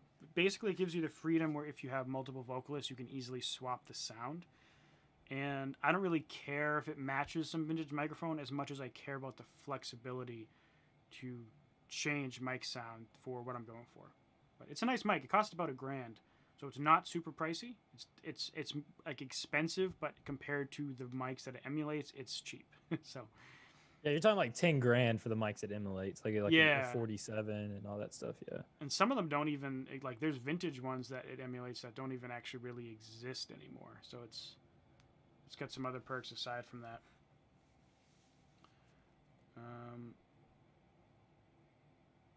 Yeah, cool, man. All right, I think this is a good place to stop the chat. But thanks so much for doing this. I think we talked about a lot of cool stuff, and thanks everyone in the chat for giving some great questions and hanging out with us. So Absolutely.